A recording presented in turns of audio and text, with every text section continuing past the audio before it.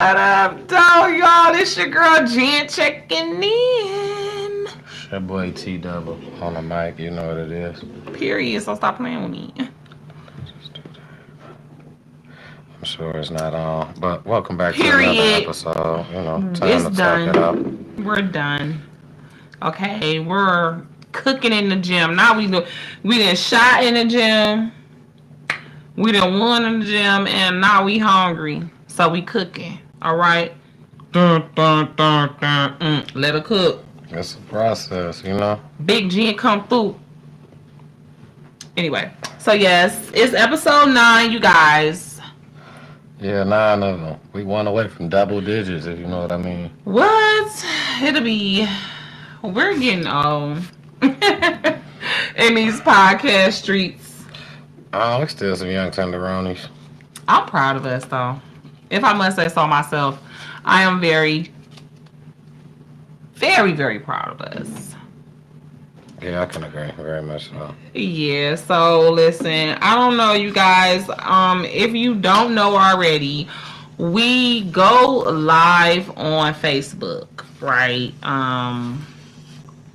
Behind the scenes. So if you want to catch us raw and uncut, catch us on Facebook, on our Facebook page, Time to Talk It Out. Now we're able to go live on there because we have matured to a ripe old 60-year-old page. So we're able to go live on Facebook.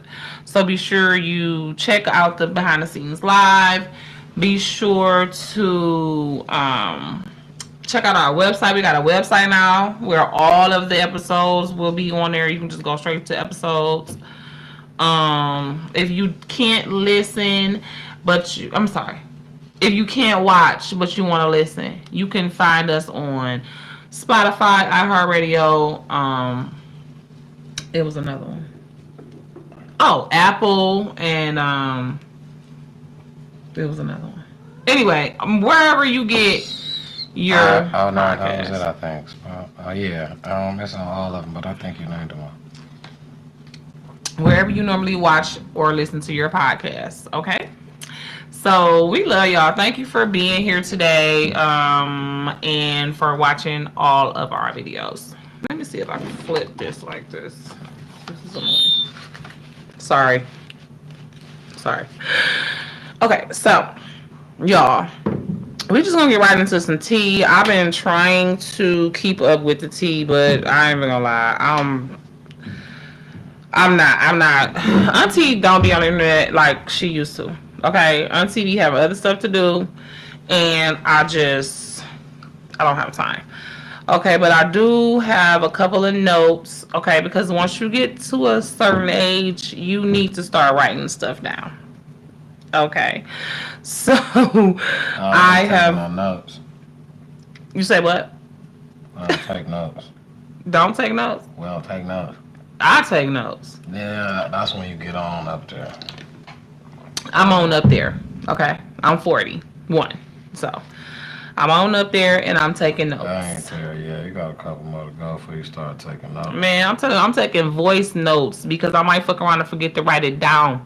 So I got to take, hey Siri. Okay, that's one of the reasons why I got this stupid ass iPhone, cause I'm able to just be like boo boo boo boo boo.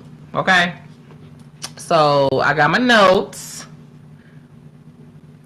Don't you age shame me, you young tender. Anyway, speaking of young tenders, okay, let's get right into the tea. So y'all already know what I'm about to talk about, right? Let's just get right to it. Everybody been talking about this young guy, this young man, okay, because he is a young man. He is not a boy. I'm so tired of everybody talking about, oh, he is a child, he a boy, da, da, da. No, he's not. He's 23 years old. He's almost, okay, thank you. And so do a lot of young men, apparently, because, what's his name, Anthony Edwards? Bingo, yep, exactly, yeah. Anthony Edwards, is a basketball player. And I did my research today, y'all, because I really didn't know a whole lot about this young man. I'm not even gonna lie. because our Pistons was not doing too good these last couple of years, I haven't been paying attention to basketball. I'm not even gonna lie. I've been a football fan, and I've been focused on football. But now the Pistons are doing a little better. A lot better. Shout out to the Pistons. They actually made the playoffs this year for the first time since 2019. Yeah, so my boys, I'm very proud of them. Man, in the Eastern Conference, 5th seed, man. Boys had a good season, great turnaround. Yeah, they triple wins from last season. The only team to do so. So yeah. Talking about that, the only team that got tripled as much better or 3 times better. Never did it in one season. Yeah. Dope. Very proud of the Pistons. So yeah. But since the Pistons has been doing better, I guess I've been paying more attention to basketball. And so apparently this guy, Anthony Edwards, a couple of years ago got like a 250 plus million, not 250,000, not 2.5 million, but $250 million contract. Okay. And what he chose to do was commence to getting women pregnant. Now, this woman, Aisha Howard, he apparently likes mature women because she's 38. And she also shares a child with Lil Baby. If you don't know, Lil Baby is a rapper. And he's a pretty successful rapper. Over the last, 5 years, he has made a lot of money. Let's just say that. He made some good records and he made a lot of money. So that was her first baby daddy. I think the baby maybe 2-3 years old. I don't know, 8 years old, something like that. The baby is up there in age. When she got with Lil Baby, I think, they said she was 30 and he was 21. Okay. She obviously likes him young as well. Right, and there's nothing wrong with that. Niggas been dating young girls since the beginning of the time. I was just saying we spoke about him liking older women. I was just putting that right. And there's nothing wrong with that. There's nothing really wrong with May, December. As long as everybody is of legal age, it's nothing wrong with that. So, she must like young boys, which we'll talk about that later. And so she went from Lil Baby, and then I guess Lil Baby got with the girl that he with now. He been with her for about 5 years or so, and left Aisha Howard to raise her child as a single parent. That's fine. He's paying his child support, I'm sure. No, I haven't heard nothing about Lil Baby being a deadbeat dad. He's just not with this Aisha Howard chick. Okay. Fast forward to 2022. She meets the Anthony Edwards dude.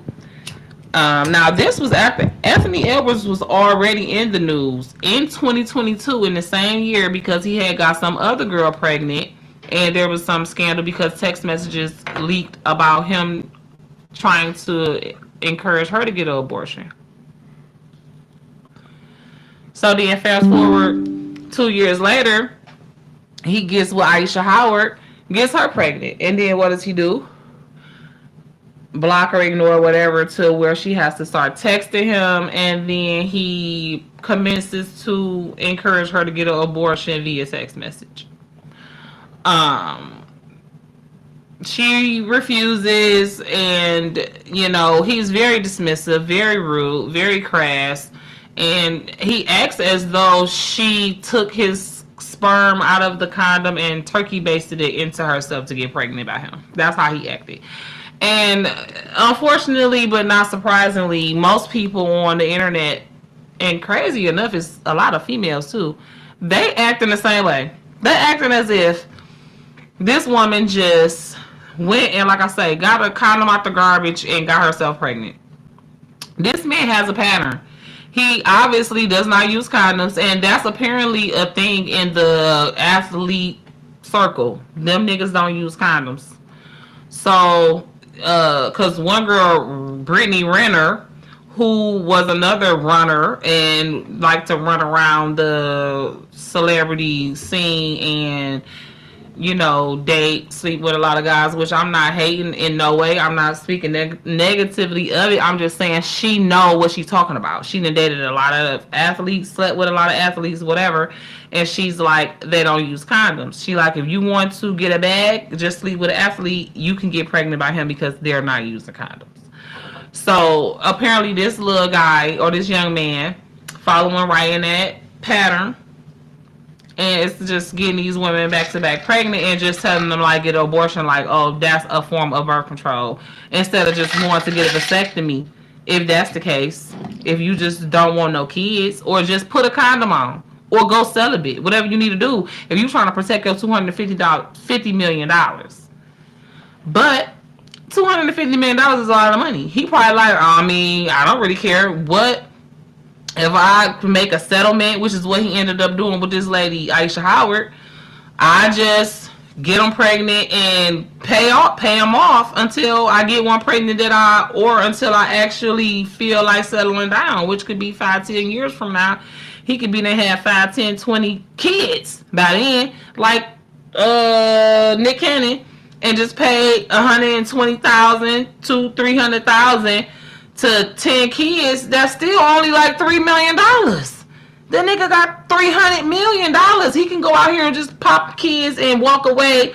But y'all want to say it's the women's fault.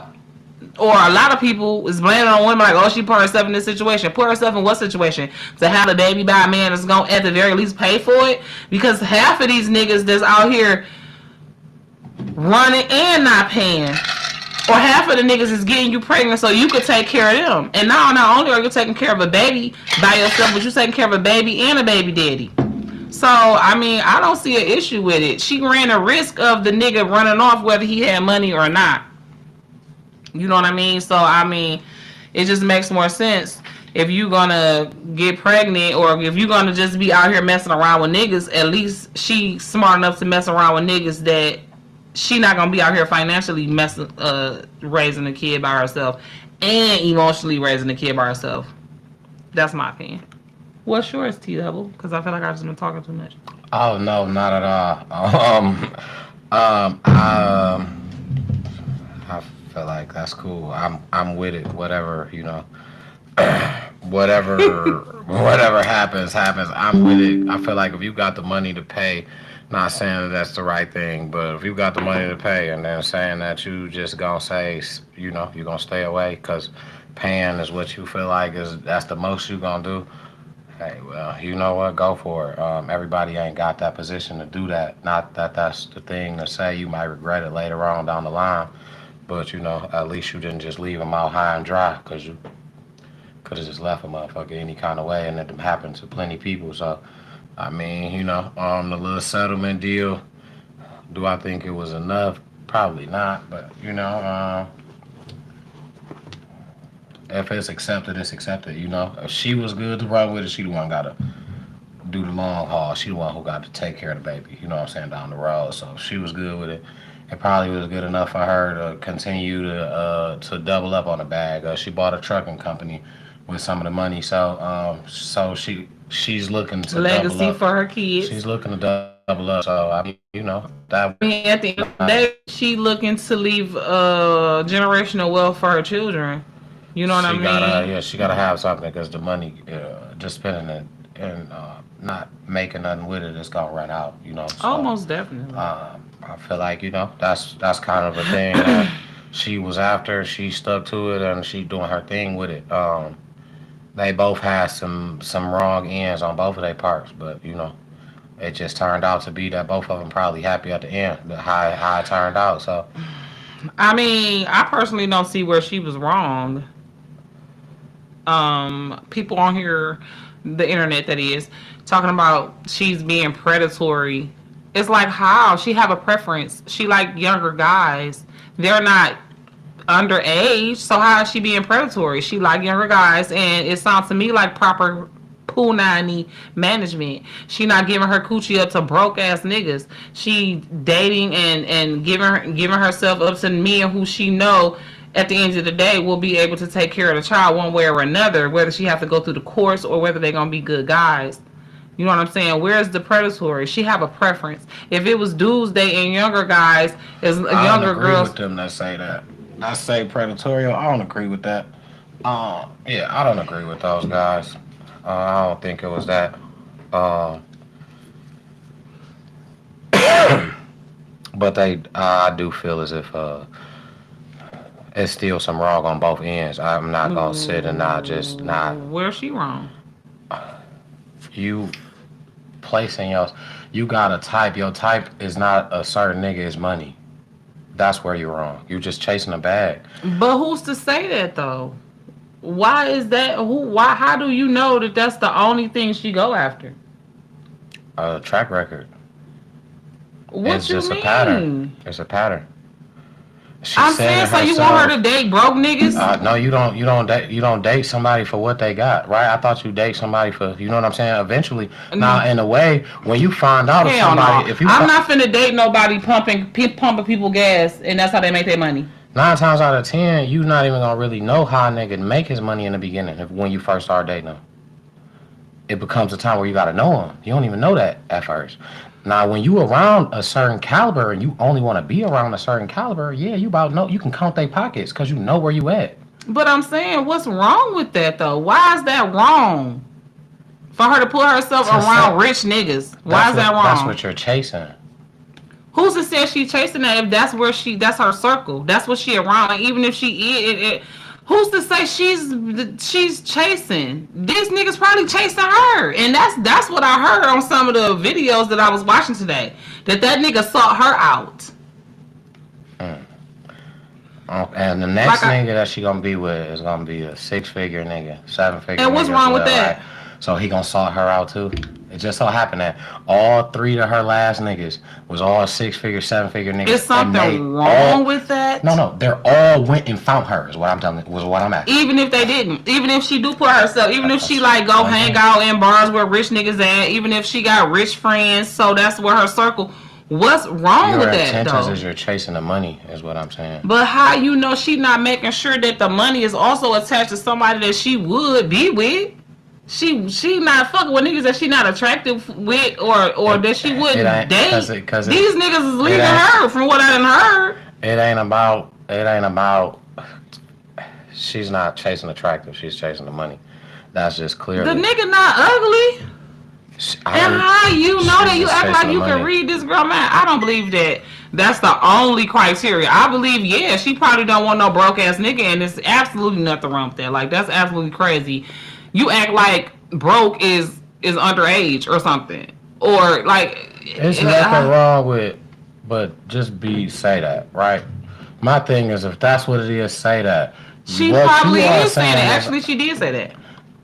What she said, to be exact, is so what if I was at your house and I said, oh, you got your baby daddy so you can get extra food stamps, that's or you got with your baby daddy so you can get Section 8 housing or something like that. That made so much sense because them the caliber of niggas that you around. That's the hood you live in.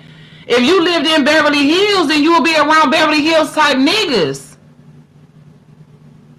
If you had the money to live in Beverly Hills, wouldn't you live in Beverly Hills? 9 out of 10 motherfuckers would if they had Atlanta, wherever she live at, she obviously is being able to be around these types of niggas. Or either they going in her DM because she look good. Because everybody knows her. Right? A lot of people do know her. A lot of people do know her. I don't know. She might have been a popular stripper in Atlanta. Anything. It's a lot of you know what I'm saying? A lot of these internet, a lot of them IG models, you'd be surprised at how many other stars know them. You know what I'm saying? Bartenders from strip clubs and all kind of shit. How many they be trying to get attention from? Or it can go both ways. It's just crazy to say. Case in point. How she don't play a part. I'm gonna be honest. I'm gonna be the total wrong guy. That's what I'm not understanding. I'm gonna be 100% honest. Okay. I'm going to use myself as an example, all right? I don't have no money to be nowhere where Lil Baby or this basketball player is at. I don't have no money to get my hair, makeup, all of that shit done to where I would even feel comfortable going into these spaces. You know what I'm saying? Because whatever she was doing, she had it like that, and them the type of niggas that was getting on her or that she was, okay, I would love to put myself in front of a bunch of rich ass niggas. I don't have that capability right now. You know what I'm saying? So if you not just everybody do it for what though? What would you be doing it for? What you mean? So I that would love to want to put myself in front of. So that I could possibly marry one of their ass. Or if not, you looking to marry, or you looking to say, if not, if it don't work, shit, at least I'm gonna be paid. No, I'm looking to say if God forbid I get pregnant, at least my baby is not gonna be broke. So what? At least I'm not gonna have to spend only my money and only bust my ass to take care of my baby. At least I know the baby daddy is going to have the money to help at least. And that's, I mean, what the fuck? That's even on a, wait a minute, let me finish. That's even on a broke scale. I'm not out here fucking around with niggas that don't have a job, that don't have no ambition. The niggas might not be rich, but I know at the very least these niggas making a check. And God forbid, if I get pregnant, I'm gonna be able to get a motherfucking child support. I'm not doing the same thing I was doing in my 20s to get pregnant by a completely broke ass nigga. I'm smarter than that now. I'm not even about to put myself in the position or in a situation to fuck a fucking bum, broke, destitute, no ambition, nothing ass nigga. I don't have to. I don't have to even be in them circles no more. And what's wrong with that? Now, what I was about to say, what I said again, nothing is wrong with that. When you being straight up. When you want to say, I'm glad we use that. We use you. You said, when I put I wish I could put myself in a room full of millionaires because I'm looking to get married. So if all things you about to say, what you want to be in a room full of before anything, right? You about to say millionaires, right? If anything expecting from you, I would thought you would have said God fearing, right? Because that's something because everything else is gonna fall in control, right? It's gonna happen because you genuinely looking for marriage. That's what I want. But when you put yourself in a room and say, look, but if I don't get what I want, the nigga got a bag. You're not looking for a marriage. That's not true. Because here's the thing. If it's about numbers, right?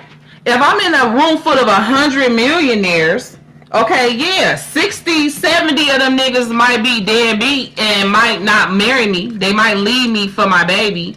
But at least, leave me with my baby by myself. But at least I know 100% of them niggas, at least she's going to be financially taken care of, even if I have to go to the court. That's all I'm saying. I don't want not a damn broke nigga in the pot. So I might make a mistake and be stuck completely on my own. What's the problem with that?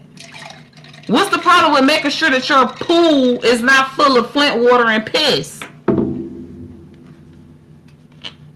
I've never seen that wrong. Why is that predatory? Or why is it that she's... I'm saying that's what they saying, and I'm saying why is it that it seemed like you feel like she's being manipulative or she's doing something? That's just my opinion. It sounds like you feel like she's being predatory. No. I said she don't care about the nigga. Period. She cares about the bag. She care more about herself and making sure she got a bag. If she get a nigga that care about her and that she can care about, I'm pretty sure she would be happy with that. But if she can't, then oh well.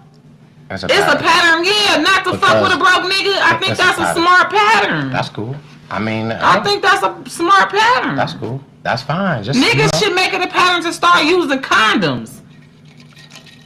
Yeah. Especially if you got $250 million and you don't want bitches to get pregnant by you for a bag. But you're right. Make it make sense. Females, right? They got the most. They do the most right shit, right? Because when you say some shit like, "Oh, if a nigga texts me what I'm doing, he should just pay for what I'm doing," because he texts me what I'm doing. That's the right shit. Because that's what females should do. Because you looking for a nigga with a bag, right? So I understand that. That's how it should be. That's exactly. A motherfucker should not. Well, a nigga shouldn't want a broke female. A nigga should want a female with at least her own bag or at least ambition to get her own bag. I don't want nobody that's trying to count my motherfucking pockets, because obviously you ain't got time to count your own. So why are you counting my pockets? It ain't even about counting your pockets. And I feel like no shade back. For real, that's some poverty-minded stuff to even say, because it's not even about counting your pockets. That's common sense. You ain't gotta count a nigga pockets. If a nigga is $1 million nigga, you can tell the difference between $1 million nigga and a nigga that's going from paycheck to paycheck. Especially if you watching his movements for any amount of time. That's the you don't even have So to. you ain't counting his money. You just watching how he move. Exactly. So you ain't count a dime to know that the difference between this nigga and this nigga is he got some money and he don't. The niggas who don't got the money be the niggas who look like it. So you ain't count. So what you telling me is you ain't gotta count. You ain't gotta watch a nigga spend $1. I can just look at you. I'm saying you could watch how a nigga move. You could watch a nigga day-to-day behaviors, the things that he do. Do the nigga is? I mean, if you ain't talking about a nigga that's just got a 9 to 5 back, we talking millionaire type shit. That shit gonna be obvious. You know what I'm saying? Google your best friend. You could look a nigga net worth up right now. When we talking about that type of caliber of nigga. Also, what a nigga do? I mean, his field. You around rappers and fucking basketball players, like. Listen, you That's can be around whoever. But how can you get around right? them if you ain't got your own bag? How did you even get around them? How you get courtside seats? What bag? I'm talking about the female. I'm talking about the female. How she getting courtside seats to be around them to get picked up? Do you know you can get a plan? You can pay less than it's like less than like 8,000 to be right there, close as hell, like right behind the players. Oh my God. Like 8,000 because you only. That's not a bag. A year. And that's not you willing to pay $8,000 a year to get behind the players? You think you got to pay all in one? I'm asking you, are you willing to pay in payment plans? If I really wanted to go, I would. Yes, I would. Cause you know why? You ain't got to go to every game. You know you can sell the tickets and get your money. Okay. I talk to the recruiters all the time. How they do this is they sell you packages. They can sell you a quarter of them to the point where it's like you won't even get the whole 40. You would get 20. That's a quarter of the season. I know. That ain't nowhere near 8,000 and you still that close. It's about half. It's still an investment. There's somebody you have to spend some money, and I understand spending some money. Listen, going out of town, I'm probably spending easy. No. Going out of town, that don't mean I got a bag. Taking trips costs a little. That costs pay. Do that mean we sit on a? I don't have a bag, but I can get up and go and take a trip. I can tell you that. Okay. Well, I mean, hey, like I said, I don't see nothing wrong with it. If she's investing her money and making sure that she is around higher caliber men, and you know, she also invested her own money so that she is getting her own bag. So she can put herself in a room with more rich niggas. So the next, she probably only got maybe about 2 more years of pregnancy, maybe 3. Unless she's do some insemination type shit. She's 38. She ain't finna have too many more kids. So I'm sure she gonna let it rock as long as she can. I'm sure. So I don't see a problem with it. The girl got 2 kids by rich niggas. Look at Nick Cannon. He got 12 kids by a bunch of light-skinned nobodies. You know what I'm saying? He got a type. What's the problem? Nobody's saying nothing to him about that. Where he's probably able to. He was putting on his show. I wasn't talking about that. Yes, they was. Everybody you letting on your show, you fucking. That's what they was telling him. He got motherfuckers pregnant. That's from his show. Yes, they was getting on his ass about that. Well, who is they? Cause I can't tell. I ain't heard. Not it be jokes. No, it don't. They be joking. It be all kiki and jokes when they be talking about Nick Cannon and all his kids. It don't be, but you know what? I noticed something that females do is it kind of turns around like, oh, don't nobody say nothing when but then when it do happen, it be the females, the main ones that be gnawing down, saying this and saying, and then you act like that just didn't happen. Like what? Like so what? What did you just say? I'm sorry. What? Gnawing down? Yeah. Like, what? Say like, that whole part over. Going in, like eating, like cooking, like talking greasy. The females be the main one talking, but then as soon as something happen, this is how defensive y'all is to crazy situations. Soon as something happen, it's either, oh no, it ain't even, why you think that? Or dude probably could have did this, or it's always a reason why, or ain't nobody never did no. But then when a dude happen to, if something happened with the female, same situation, shoes change, vice versa. It's supposed to be good all of a sudden. Like, you know what I'm saying? Y'all getting into something like it's straight, like, oh no, I don't want nobody to talk about it. I don't want to hear nobody saying nothing. But then when the dude do something, it's like I want to hear the whole world say he did this. But when I did it, I don't want to hear no. You better not say shit, cause you ain't say nothing. I ain't hear nobody say nothing when such and such was. You want the whole world to say something, but then if you feel like one person ain't say something, it's like, oh, better not nobody say shit when if somebody else or you see me do, and it's like, so you didn't hear all the other. That just went unnoticed because it wasn't said how you thought it should have been said, or from the people that you thought didn't say nothing, you just didn't hear what they said, or it'd be like, what be the reason why you feel like nobody said nothing about that? Like I said, people was saying stuff, but they was laughing. It was a joke. It still is. It's the running joke. You know what I'm saying? Like the shit funny. And this he was on a joking show, if that's what you referenced to. No. I'm talking about people in society, the vlogs, the news. When people talk about Nick Cannon with all them kids, it's a freaking running joke. But this man got 12 kids. Old girl got 2. This man got 12 kids. There's no way he can spend time with all them kids. He also got the bag. That's what I'm saying. That's what I'm saying. So, but that's what I'm saying. But how you know? She only got 2 kids. How much of a bag do she need? In her network, and she's nowhere. We're talking about Nick Cannon, and we're talking about what's her name? Aisha Howard. She got 2 kids though. That's it. Why you compare her to Nick Cannon with 12, and he can pay for them? This is what I'm saying. I thought it wasn't about the bag, though. That's what I'm telling you. She's chasing. He can't be with 12 women at once. I thought it wasn't about the bag. That's what it shouldn't be about. But for a nigga who got the bag, you said she don't have a bag. He's already in the room. Who said she don't have a bag? All she's saying is the baby daddy of her kids need to put their bag in too. So what I'm saying is Nick Cannon putting himself in the room, or is it he's already there? He's not breaking his neck to be nowhere around nobody. He already around. But that's what I'm saying. No, right. He's exactly. So it's you. If anybody was predatory, we would say it's him who's getting these employees pregnant. Okay, and obviously he cannot be with 12 women and in 12 households all at the same time. So he doing the same thing. 12 times over. With 12 different women, damn near 8 different women or whatever, but it's a problem because old girl got 2 kids, he not getting no and all she doing. This is what I'm saying. That's all y'all care about is the child support. That's the only thing. Because that's not the differences. That's not the difference to me, though. Is what I'm trying to tell you. We're saying to you, but we're saying statistically, what's the difference? We're not talking about personally, because personally to me, it's a lot of differences too. Statistically, what's the difference? Okay. It don't even make no sense to keep. We're gonna be on this all night.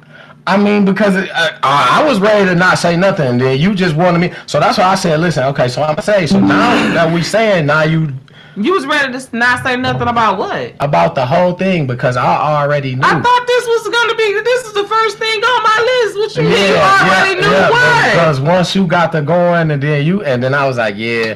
I'm gonna not say, because on here I already know what I want to say. You was gonna be very aggressive towards what I have to say, and I'm just like, oh my god! I hope y'all didn't watch some of the previous podcasts, because now I'm really tripping. I'm aggressive. I'm just saying, like, we're not agreeing on this. That's all. It's gonna be more. I just knew you was gonna be aggressive about that situation, about that specifically. Why? Because my baby daddy don't take her or my baby? No, I don't know. Because we kind of touched that already, and you was getting aggressive last time. You said, "Oh, I'm gonna just wait and say this for the show." So I already had knew. I'm just saying, I get tired of people in society. Period. You know what I'm saying? It's always, you know what I'm saying, against women. Women always. You know, the bad guy or whatever, and that junk is crazy. No, that is crazy. No, it ain't no predatory. This ain't no predatory. She not putting herself in the. It's nothing wrong with her being in the company of successful people and being in the. You are the circle you keep. So there's nothing wrong with that. I don't think it's predatory or nothing. It's not. It's not. No, it is not. It is I don't understand how not. You can be niggas around mad. who you want. I said that very clear. You can be around who you want. But when you are aiming to be around certain people for certain reasons, I want to get close to this person. I know he got a bag. If anything pop off between me and him, I know how to get it. I know how to get it. That's a female's end game. And so why is a nigga gonna be dumb enough to fuck her raw?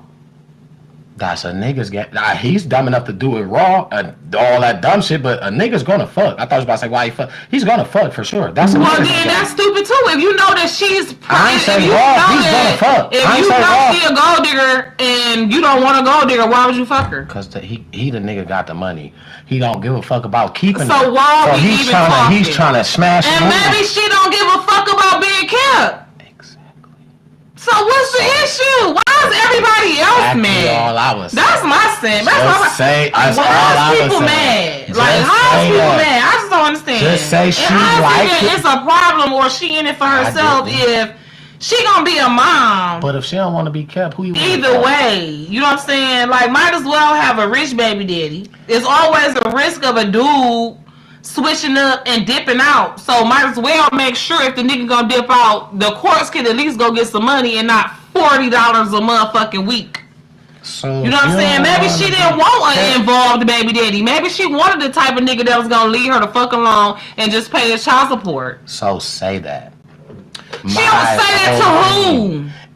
Say that. Say that to who? If he wouldn't have fucked her raw, he wouldn't have had to be saying nothing to, because he wouldn't have been the one who had to give her the bag. That's correct. She don't owe him no motherfucking explanation. She don't owe him no explanation. He should be wrapping his shit up anyway. Right. She don't owe his ass no explanation. That's correct. He owe his kid something though. If the kid born, he owe his kid, because the kid don't got shit to do with shit. Yeah. So he gonna have to deal with that between him and God. Because once that kid is born, that kid is a whole separate human being. And the mother is not the one who abandoned the child. The father is. The father is going to be the one who's going to have to answer to God. We on this podcast, people on the internet, the parents, you know, like the grandparents or what, whoever have opinions can have their opinion. But when it comes time to open up that book in front of the Most High, that's who that father gonna have to answer to, where it say in the Bible that a man's supposed to take care of his child and provide for his seed. It don't have nothing to do with the baby mama. He could have a whole separate relationship with that child. He rich enough to get a lawyer. You know what I'm saying? Separate visitation. If he don't want to do that, then like I say, he don't have to, but he's the one who's going to have that on his character. It don't have nothing to do with that woman. Nothing at all. She can't predict the future that she was even going to get pregnant. She definitely can't predict the future that he was going to be a deadbeat. You know what I'm saying? That's all on him. He a grown man, 23 years old. He's not a child, 13. He got $250 million, and he got other kids. And he got other kids. Kids have and kids. He got other kids, but he's not. Kids. Yeah, but he's not no damn kid. He's 23 years old. When females, I can now tell me if I'm wrong, because I can remember a time specifically. I was like 21 or something like that. Trying to talk to this one lady. She wasn't even like no lot of older than me. Cause I talked to somebody 18 when they was 40. I was 18. They was 40. I talked to somebody older than me before. I can remember being 21. I think baby was probably like just turning 30 to be exact. She told me, you a baby. Females, have you not heard? Females prefer. Have you not heard being from your 20s? Early to mid 20s, as a man, have you not heard You a baby. You don't even know what you want yet. You a baby. But now since we talk about a 250, because he got 250 million, that's because he did what he was supposed to do when he was supposed to do it. So now he a grown man. Oh and yeah, he grown and now. He's not doing what he's supposed to do because he should be using protection. No, that's fine. That's fine, but that don't. That's fine. Like that's correct. But that don't take away that. That don't take away that if he didn't have $250 million, they'd be calling him a baby. I mean, he obviously still a baby. He obviously still childish as fuck, but he not no baby like that to where he's not mature enough to take care of a child. Let me finish talking because let me tell you why I'm telling you. This nigga got a baby already, babe. Let's not leave that out.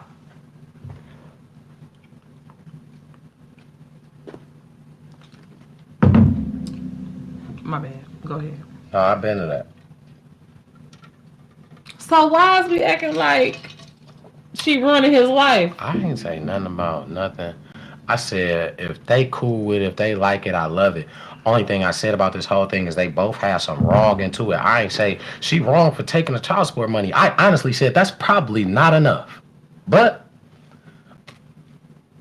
I'm wrong, so I'm gonna be quiet on this. I'm gonna where I said let's roll back. No, we ain't doing that. I never said you was wrong. I asked how was she wrong? I said she got some wrong on this because she puts herself in the room with niggas that got money to basically corner a nigga. Or I ain't gonna say corner a nigga like pressure him, but you basically, you making a nigga your prey without, you know what I'm saying? Women know what they doing. You don't have to say nothing to a nigga. You know what you got on. You know how you wearing. You know what you doing when you walk up to this nigga, how you talk to this nigga. Don't play with me like you just are far from the room and he looking at you way from afar like, damn, bro, who is that? Man, send her a bottle. No, you look at this nigga, you walking by this nigga, he's not, listen. That never happens? Listen, if it happened, you didn't make, you ain't never got a bottle from a nigga you ain't make eye contact with.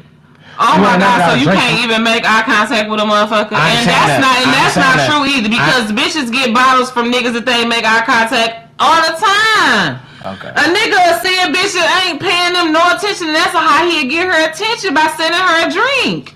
He seen you first and tried to get your attention. You made eye contact with him first. Oh my God, that's not always true. That's not always true, because I know for a fact, me personally never received a drink from a nigga that I didn't even know was in the fucking bar on my daddy and my unborn child. I've gotten a drink from a nigga that I did not even know was in the building. That's possible. So that's not true.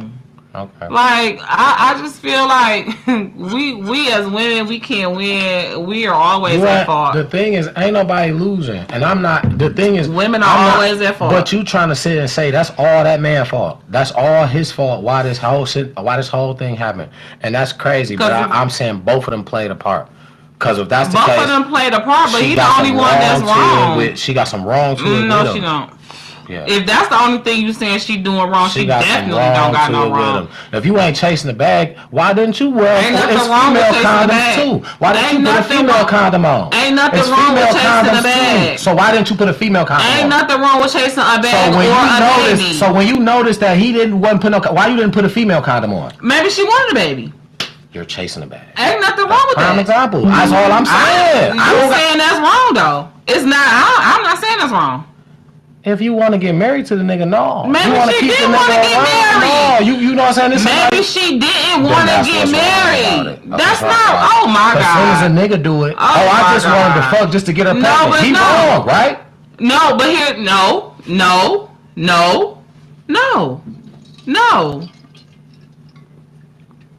Why else do you have sex?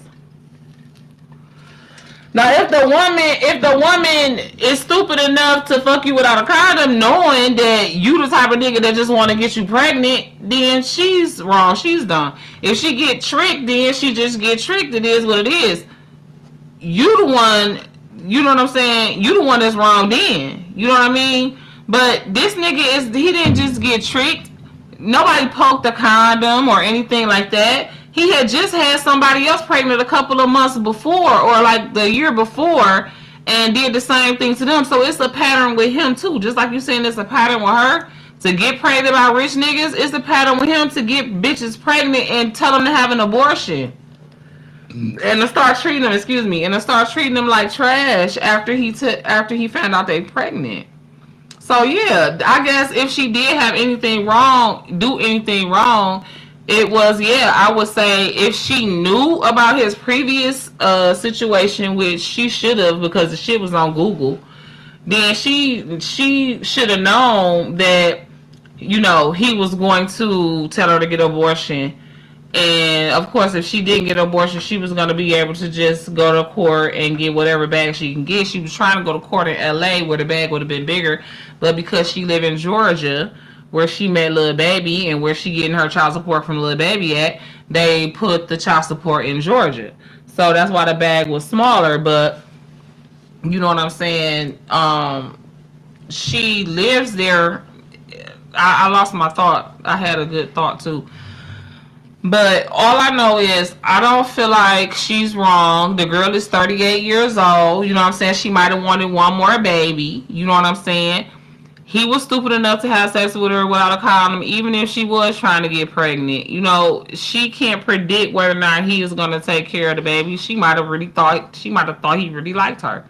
And he was going to take care of her baby. You know what I'm saying? And he didn't. You know what I'm saying? Or maybe she didn't even care. She just wanted to have another baby before she couldn't have no more babies. And she was having sex with somebody. It was him. He had money. It just so happened. Why would she have sex with a broke ass nigga, whether she was trying to get pregnant or not? But especially if she was trying to get pregnant, she not gonna have sex with no broke ass nigga. And I don't blame her, and I don't think it's predatory because she gonna have sex with somebody. So it might as well be somebody with some money. I think it would be stupid of her to go out here and mess around with mediocre niggas, especially when her, you know, lifestyle level is already to a certain caliber. Whether her parents had her like that at first, that's how she got around Lil Baby to get pregnant. Somehow she got around Lil Baby to get pregnant. You know what I'm saying? So either way it go, I feel like she not wrong. She did everything right. Yeah, I'm done with her because I'm done. Cause she did everything right. She living off child support. I don't even want to. Come on, man. How far? But that's not necessarily true, though. That's not necessarily true. That girl not living. Look, that girl not ugly. That girl could get a bag off of internet doing YouTube and shit like that. Now, so for sure. The girl could have got a bag off of the internet just without none of them baby daddies. She could have just had a podcast or a blog channel.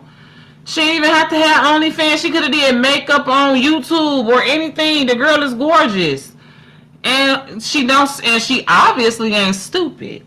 So I'm pretty sure she could have got a bag any kind of way she wanted to, and she probably already had a bag. That's how she got in front of the niggas that she got in front of to just increase her bag, rather than to get in front of some broke niggas and have to take care of them and have 2 kids instead of 1. So she did great. Big ups. Drop one of Clue's bombs. How you do this? How you clap? Period. Okay. Shots fired at, you know, deadbeat dads and, you know,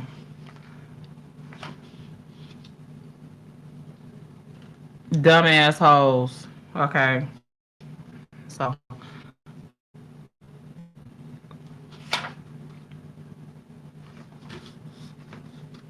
You got any last? No, I'm so done with that. That's way out for me.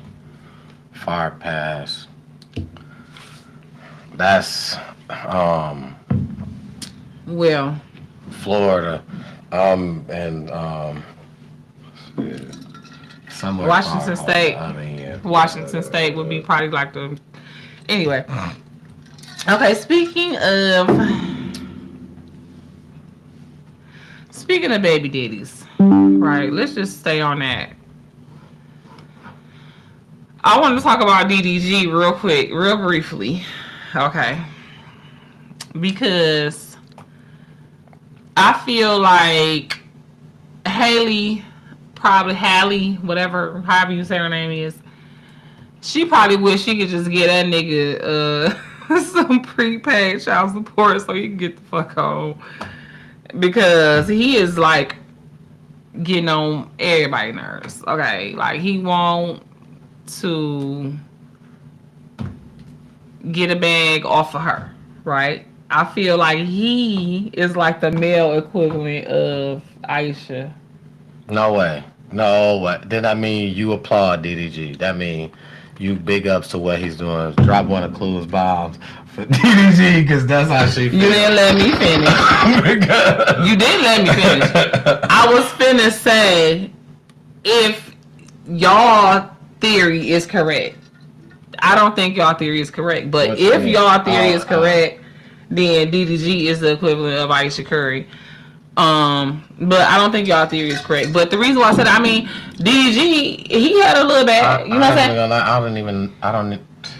You don't know who DDG is? I know who he is, right? But I don't know who he is, for real. Which is my own personal problem. Just really not. You ain't missing I nothing. probably should pay a little bit more attention. No, you're not missing nothing. I hear him talking a lot about he made something famous or he did something first or something that he did that he's been doing it for a while now. DDG? Yeah, I don't. Want me to tell you a little bit? Because I don't know like everything. I mean, I know a little bit. Definitely, if you feel like, you know. Just to fill you in for the context of the story. Understood. So DDG is from Pontiac. I know that. Yeah, I know that. Okay, and you know he was like a streamer YouTuber. At first, he used to do like the little pranks and play the video game and shit. Had like 1 million followers. Like he had a big fan base, and he shut all that down and became a rapper. And I feel like that's probably, I don't know for sure, but that's probably when he ran into old girl. You know, and you know from there, right? Got her I pregnant. know a little bit about Haley. I don't really know her either. So I'll fill you in on her. She's also from the internet, YouTube, but she got discovered by Beyonce, and that's how her and her sister blew up. They got albums. You know, she played the mermaid in the live action part or whatever. And when they first got together, she was pregnant during the premiere, and he was like doing weird stuff to like ruin her situation, like tarnish her name. Like he just was seeming like real jealous. You know what I'm saying? Because her motion and bag is bigger than his. You know what I mean? And he was like cheating with his ex, got caught cheating with his ex, just doing dumb shit. And so now they broke up. So what I was wanting to kind of react to was the fact that apparently she have an album with, or not an album, but a song with Glorilla coming out. And he went on somebody's podcast and was like, he wanted to work with Glorilla, and she was like, she got to talk to Haley about it first. You know what I'm saying? And he mad because, you know, they broke up, and he figured that he probably not gonna get that back. I would definitely probably have to just look at it a little bit. He just somebody he like the couple times I seen he just rubbed it the wrong way. I don't really. It's nothing that he do. I can't pinpoint nothing that he do. He just like how I Show Speed. He that type of nigga, but he just not as big as I Show Speed. He got a bag. That's what I'm saying. He said he was the first nigga when he got this little thing. This is how I know I watched Dog do some little shit where they try to say, "Oh, you from somewhere?" And he like, "Man, stop playing with me. I'm from Pontiac. I'm the first person to do." He did some streaming shit first. It's something that he did first. First person with some shit he did or had the most something he did right. I never seen it. I wasn't watching streams. It wasn't like I've never seen Castanet, a whole stream of Castanet. I've only seen like little clips. I've never seen a whole stream of nobody. So whatever the streaming thing was doing at the time, I was not aware of none of it because I was just like, I don't know what So I'm not saying that he wasn't getting a bag. I'm not He saying probably was like one of the first ones on Twitch or one of them. probably the first ones who sold us or who had a certain amount of subscribers or a certain amount of people on Twitch, something like that. But I'm not saying. Of course, it's very clear. I'm not saying that he's just lame. It's just something about him that he is though. It's just something about him that's it's just not. I'm sorry, allegedly. It's just not. You know what I'm saying? Everything on here is allegedly. It's just our opinion. And no, that's my opinion. That's not allegedly. That's DDG lame. But shout out to Dog, big bag. Listen. Shit, shout out to Dog, but I just said you a little lame, bro. But he just, I ain't mad at you. He annoying. Everybody do their own thing. I ain't mad at you. You feel me? He annoying. I mean, he just like he annoying. I mean, he cool because he's from Metro Detroit. Maybe I just seen him on. You know what I'm saying? Just seeing him on. No, TV. you guys got to be around. You know what I'm saying? You caught the vibes. You caught the vibes. You caught the vibes. He's weird. So yeah, and I just felt like it was nothing wrong with that. Girl code Glow was like, no, I gotta check with my girl because But if he getting child support, big ups to Dog. You getting some child support money, big ups to you. We big up at everybody who receiving child support money tonight. Big ups. Absolutely. To you. Now hold on. Okay. Wait a minute. I'm one of those. Yes. Big. Yeah. Big do it again. Yes. And shoot the shot. Double up. Shoot the shot. Because if you are owed child support, and I don't care what gender you are, you deserve it, and the opposite person should pay. I'm not that. I believe because child support is for the child, whatever the person who receiving it do it for it or not, that's not you. That's just like we was talking about the other day when you pay your alms, you can't say nothing if the person want to go buy some crack with it. You know what I'm saying? You doing what you supposed to do. And that's between you and God, and that's between them and God, what they do with their blessing. Yeah. So it's a blessing to have a co-parent that actually is there. So I'm not tripping on that. You goddamn right. You absolutely right. If DDG is owed child support, he needs to get his child support and he needs to get it on time. And I don't see nothing wrong with that. I was just big up Dog because he was getting it. He ain't got to get personal with us. We just want him to, we just want to acknowledge that he's receiving it, and we applauding everybody who receiving it tonight. That's it. Yes, everybody. That's not. I'm not hating on that. So, anyways, I don't know. Now, I got some notes here about this that I don't want to forget because it says here that prepaid child support, no contact, and an NDA. Now, obviously, it's not an NDA because an NDA means non-disclosure agreement, and we know all the tea. So it must not have been no NDA, right? Unless it's something in the works that just ain't. Or maybe like the details. Because have it been disclosed exactly how much child support? Nah, I think it was just only thing I seen was what he offered, and I ain't even see nothing after that. I didn't even see if it was really an agreement to it. So I don't know. Well, I mean, I feel like whatever. If she got to sign an NDA, oh well. But I would have been like, nah, stand on that shit. You know what I'm saying? You don't want to see your child. You don't want to. You want to do da da da da. Stand on it. Don't try to hide behind no NDA. But I guess if I had to sign it, I would have. But I would have definitely tried to protest the NDA. And a no contact, that's on him. Yeah, I'm sure he wasn't trying to. That's on him. Now. Sure, he wasn't trying to have another. Brown. He got out the way. That was Anthony Brown, right? No, that was Anthony Edwards. Yeah. And that's what I had mixed up. It was Antonio Brown who had the CTE and the mental health that he was talking about and trying to spread awareness about it in the Black community, right? I mean, he's definitely the one who got that. Okay. I don't know. Maybe his mind clear enough to be talking about it to other people, but dog so messed up in the head, man. I mean, he's so. Okay. Well, maybe I put this I mean, because he I might wanted be to. saying that, but he click in and click out. You might have seen him doing that, but he a click in and click out type of person, and it's to the point it's bad with him. Like,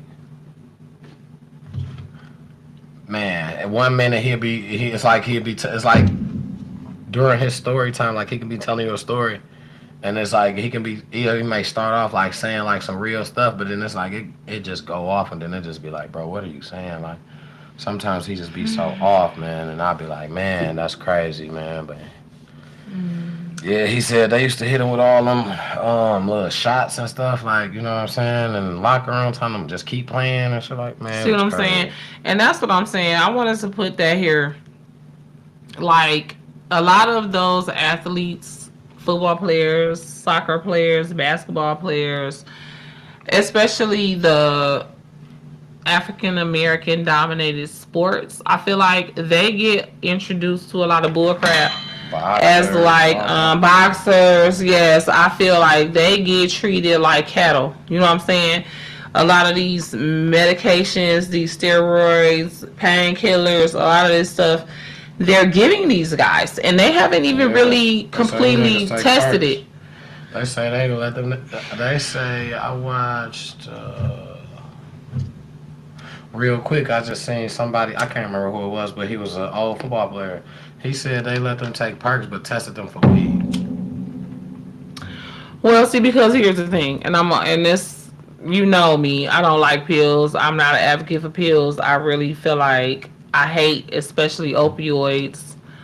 But I feel like that's because they didn't tell people about the mismanagement of them. And so, in the black community, in the hood especially, I can't stand them. But in settings like that, and especially if you got a, good professional doctor, if you actually got pains and stuff like that, those type of medications can work if you know the risk and you know how to take it. You know what I mean? But when they first, that's what I was about to say. When they first started giving it to them, though, they didn't know. When they first started giving it to the public, the manufacturers wasn't telling the public about the side effects, about the way to really take it. They just was like, here, because they knew people was gonna get addicted and it was gonna make a bag. They did it on purpose. It's a couple of documentaries and movies about that. But he was saying like, I could never play. He like, I don't even understand. He like, I watched one dude. He said, man, you could never tell this dude was off one. He said, dog, I can't remember who this was. He said he'll have a nice game, but this player is really relevant to the NFL as far as like a couple years ago. He had an interview and I can't remember who it was with.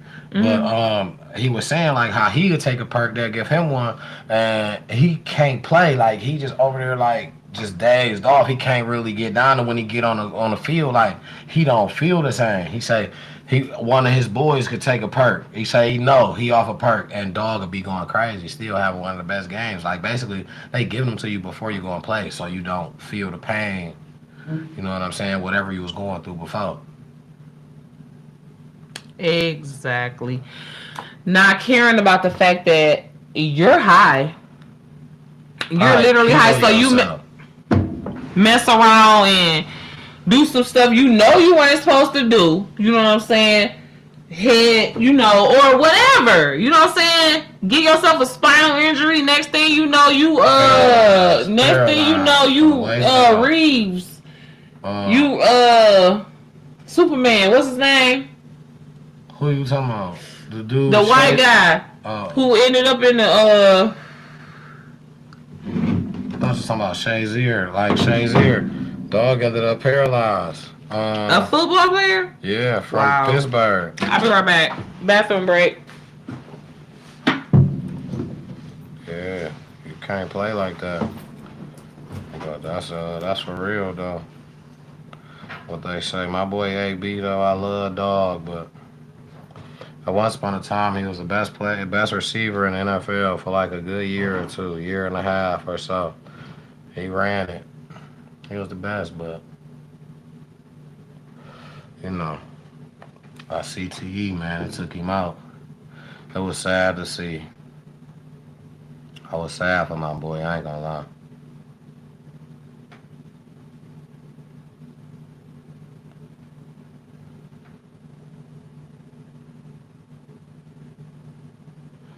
I ain't gonna lie, man. Listen, man, we appreciate y'all, man, tuning in, man.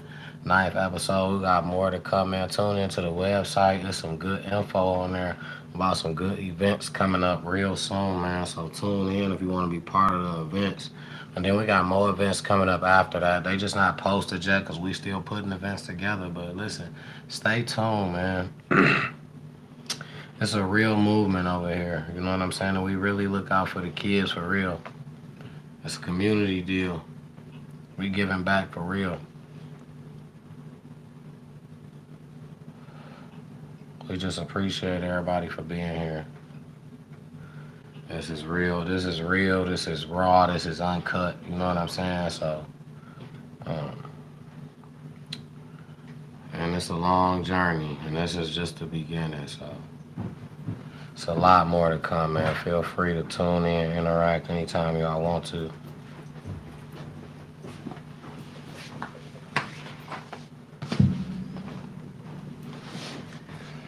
All right. My bad, y'all. What were you saying? I missed it. Nah, I wasn't saying nothing. Okay, so here, hold that back. A little bit more about mental health in football, right? This is what I wanted to ask you. So we just talked about how they're giving the players painkillers. Man, when you make it to a certain level, yeah, absolutely. Well, do you think some of these like semi-pro, JV, whatever, you know what I'm saying, high school guys might notice and they doing it at an early age? No, you're not tested in high school, but I don't think you know. You don't know. You just don't know. High school, you real competitive. You ain't got to. High school, you pure. Them kids don't. You pure, man. But they're You talking hitting about them popping weights. perks in the raps, though. So why wouldn't they know? They ain't using them for painkillers. I'm not saying that. They not doing it on the field. Now they might be. Nah, I'm not putting it past high school kids. They doing it when they having fun. I'm not doing it. I'm not putting it past that. Now they probably doing it hanging out. That's what I'm saying. What if they find out though? It don't. These kids is not dumb. They ain't dumb. If they find out it's a painkiller, you know what I'm saying, and it's gonna help them to recover fast or to not feel pain if they get hurt, to be able to run through a hard hit because they off a perk, or to be more aggressive because they off a perk. I don't think kids. I can't put that past semi-pro. I would say semi-pro. They'll do it. I wouldn't say a high school. I think that's probably the thin line in between. I don't think a high school kid gonna try to do nothing unauthorized on the field. Like I ain't saying they not taking perks. I don't think they're gonna try to do nothing unauthorized on the field, because high school kids, once they hear that college and you learn about college, it's a different story. You really want to get right. You know what I'm saying? Like the mindset is kind of a little bit different. But semi-pro, yeah, they drinking liquor, they smoking blunts at halftime. Babe.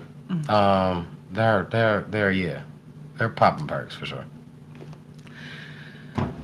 T double. I gotta stop saying babe. They're popping perks for sure. T double. It's 2025, right? We live in Detroit. We know the kind of kids we dealing with. They listening to the same music as the semi-pro guys. They seeing they 20-something-year-old big cousins do perks. They got access. You know what I'm saying?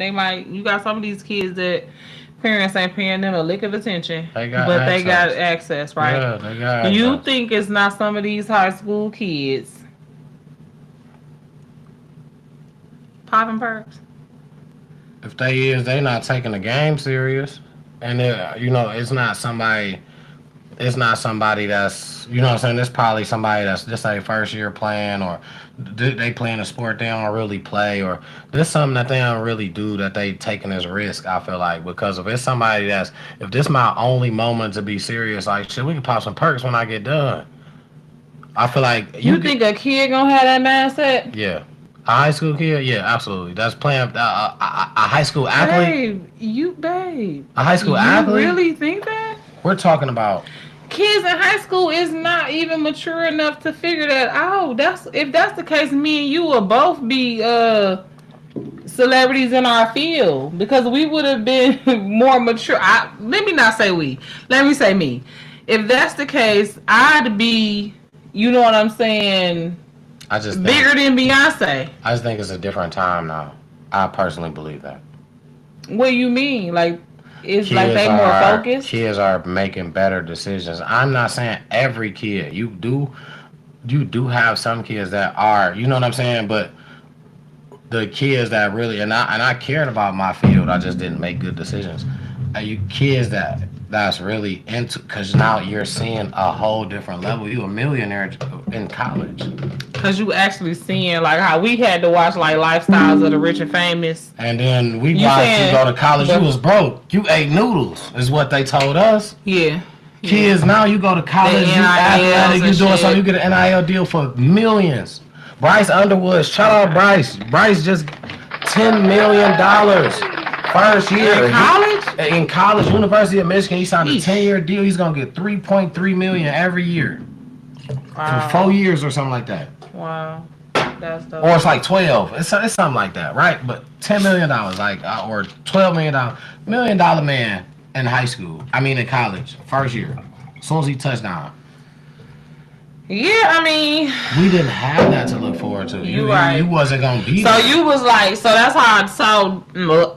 So that's how dudes was in college, but still like 1 foot in the hood trying to sell dope, and you know was because doing everything you could to try to get money, selling papers. That's why the motherfuckers was stealing. You got so many stories about people that was that was basically on sports teams in college that was stealing and shit in they city or where they was from, or I mean basically where they went to school. Robbing people, stealing shit. Carter.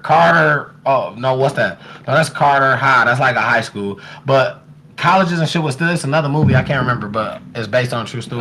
Coach Carter. No, that's basketball, but no, that's another movie I'm thinking about. But like stealing, like kids was going to jail, like all kind of, but you didn't have money. You know what I'm saying? That's what you did. So nowadays, you look forward to even you ain't gotta, you know what I'm saying? Go to none of the biggest schools to get some money. The small schools got money. You just got to be good. Some of the small schools, anyway, not no JUCO or nothing like that. But some of the smaller colleges, like people wanted to always go D1. You ain't got to go D1 to get an NIL no more. You know what I'm saying? So it's money spread around. You just won't get as much. You won't get as much. Now you go to the bigger, they'll chuck you some money, and that's why then they threw transfer portals.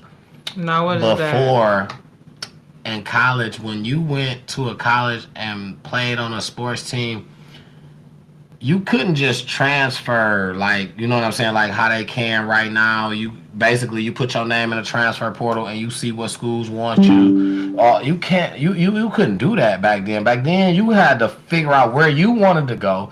Could you fit in a program, send a coach all kind of film of you, you had to basically find a person. Now you put you in the portal to find you. You didn't have that. That wasn't a thing. Kind of like a database. Basically. And they go in there and like swipe left or right if they want you. It's a portal. You put your name in a transfer portal. That's going in there and they look in the portal. 2025. That's technology. Now they find you, and if you good like that, like you are somebody gonna. A lot of schools gonna want you. Hey, we gonna offer you a scholarship. We gonna yeah. And that's football. Mm-hmm. I mean. And that's basketball. Sports, period. That's sports. That's sports, period. Just in Michigan State. So that's I'm sorry, I don't mean to cut you off. I've been trying to watch to see if I'm doing too much of that, but excuse me. So that's college sports all across the board. the students are getting NDLs. I mean NILs. Not everybody. BLs. BBLs. No. Now some of them getting that. No, but it's really exactly what it is. Your name, your image, and your likeliness. You have to be a person with either a name with emotion. Yeah, basically. So let's say if it was somebody who came to the school with 5 million followers on Instagram because they already was doing this type of shit. Like say if a Casanat was 16 when he started making money on Instagram and shit, right? Just let me finish, right? And now he playing for USC, right? So when he come on to the team, his name, his image, or his likeness already worth more than say me and you, or you know what I'm saying? He not gonna get a bigger NIL deal than somebody who say don't got no motion already. They listen. He could listen. Nope. And then they gonna tell him if you want to play football, you can't record, and if you want to record, that's fine, right? That's fine. And that's all well and good. So now that I'm in college, you know what I'm saying, and I'm going for the NFL.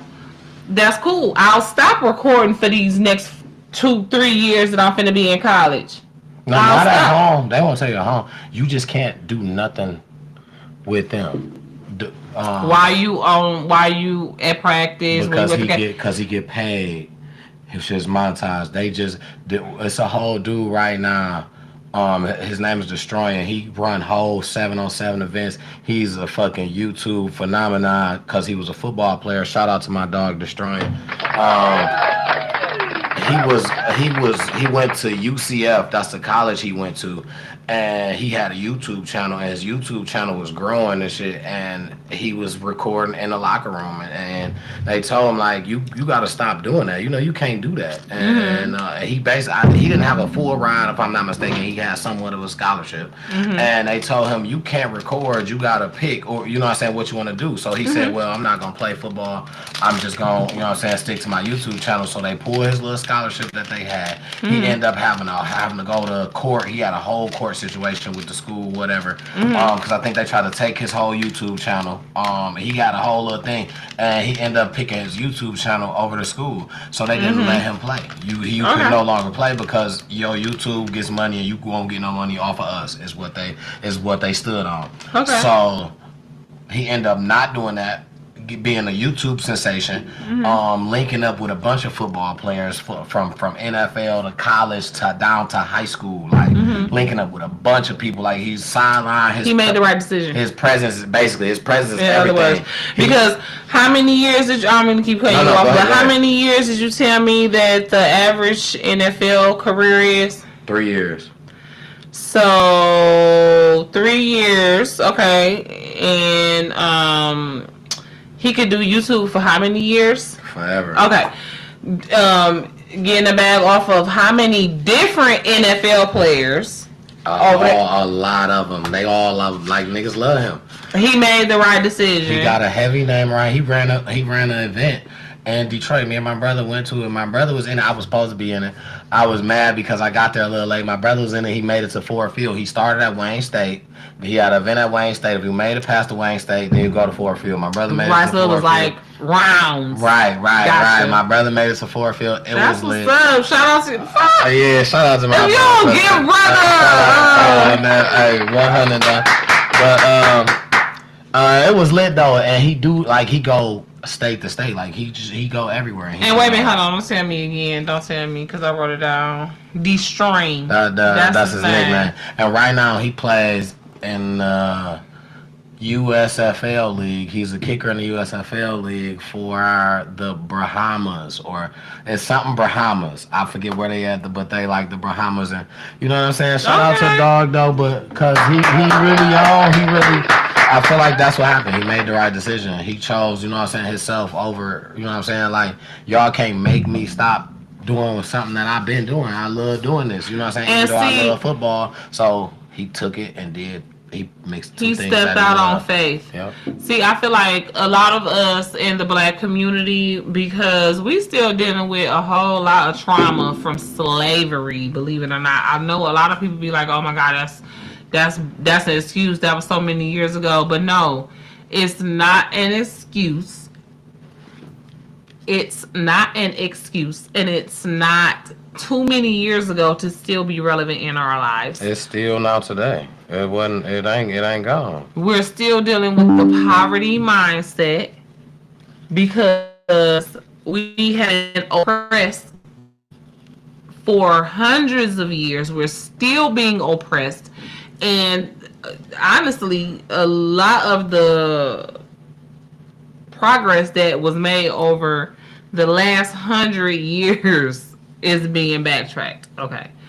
With this current administration. Yep, in so many ways. Okay. I'm going to say that again. A lot of the progress that we made over the last 100 years is being backtracked and reversed with and under this current administration. But I'm not going to get too much into politics.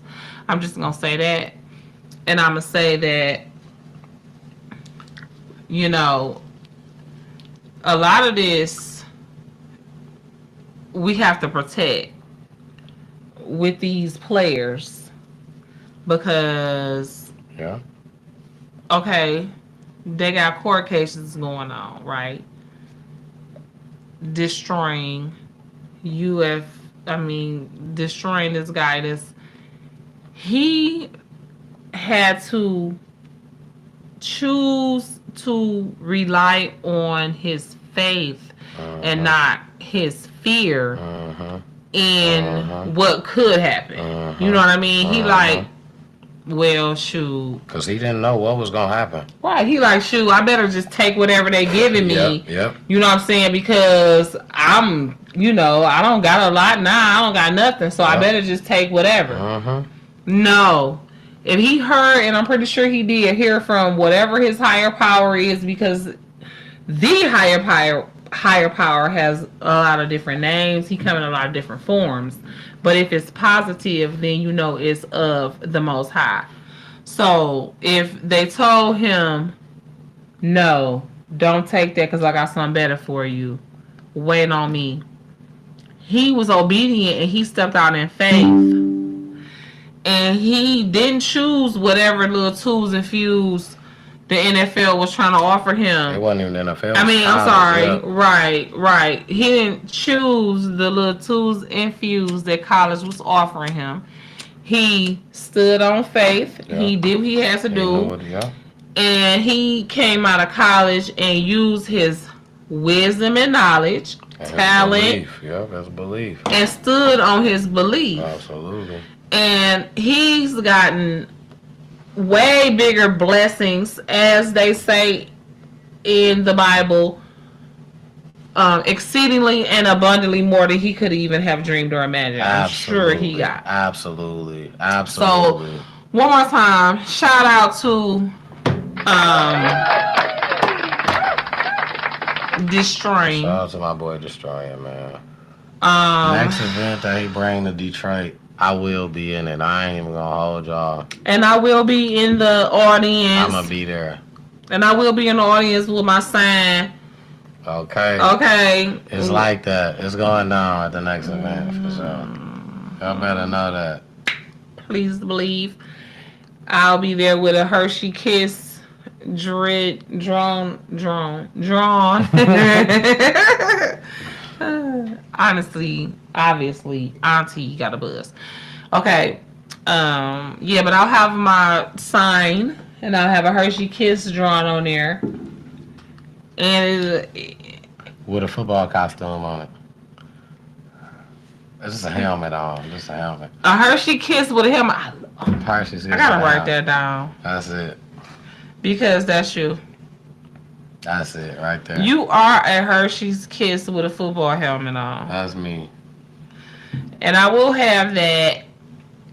But anyway, yeah, so, you know, we want to bring awareness because, as you guys know, it's April. And April is minority mental health awareness or minority health. One of the two. Either way, mental health is definitely a part of overall health. And I feel like mental health in the minority communities has been overlooked, miscommunicated.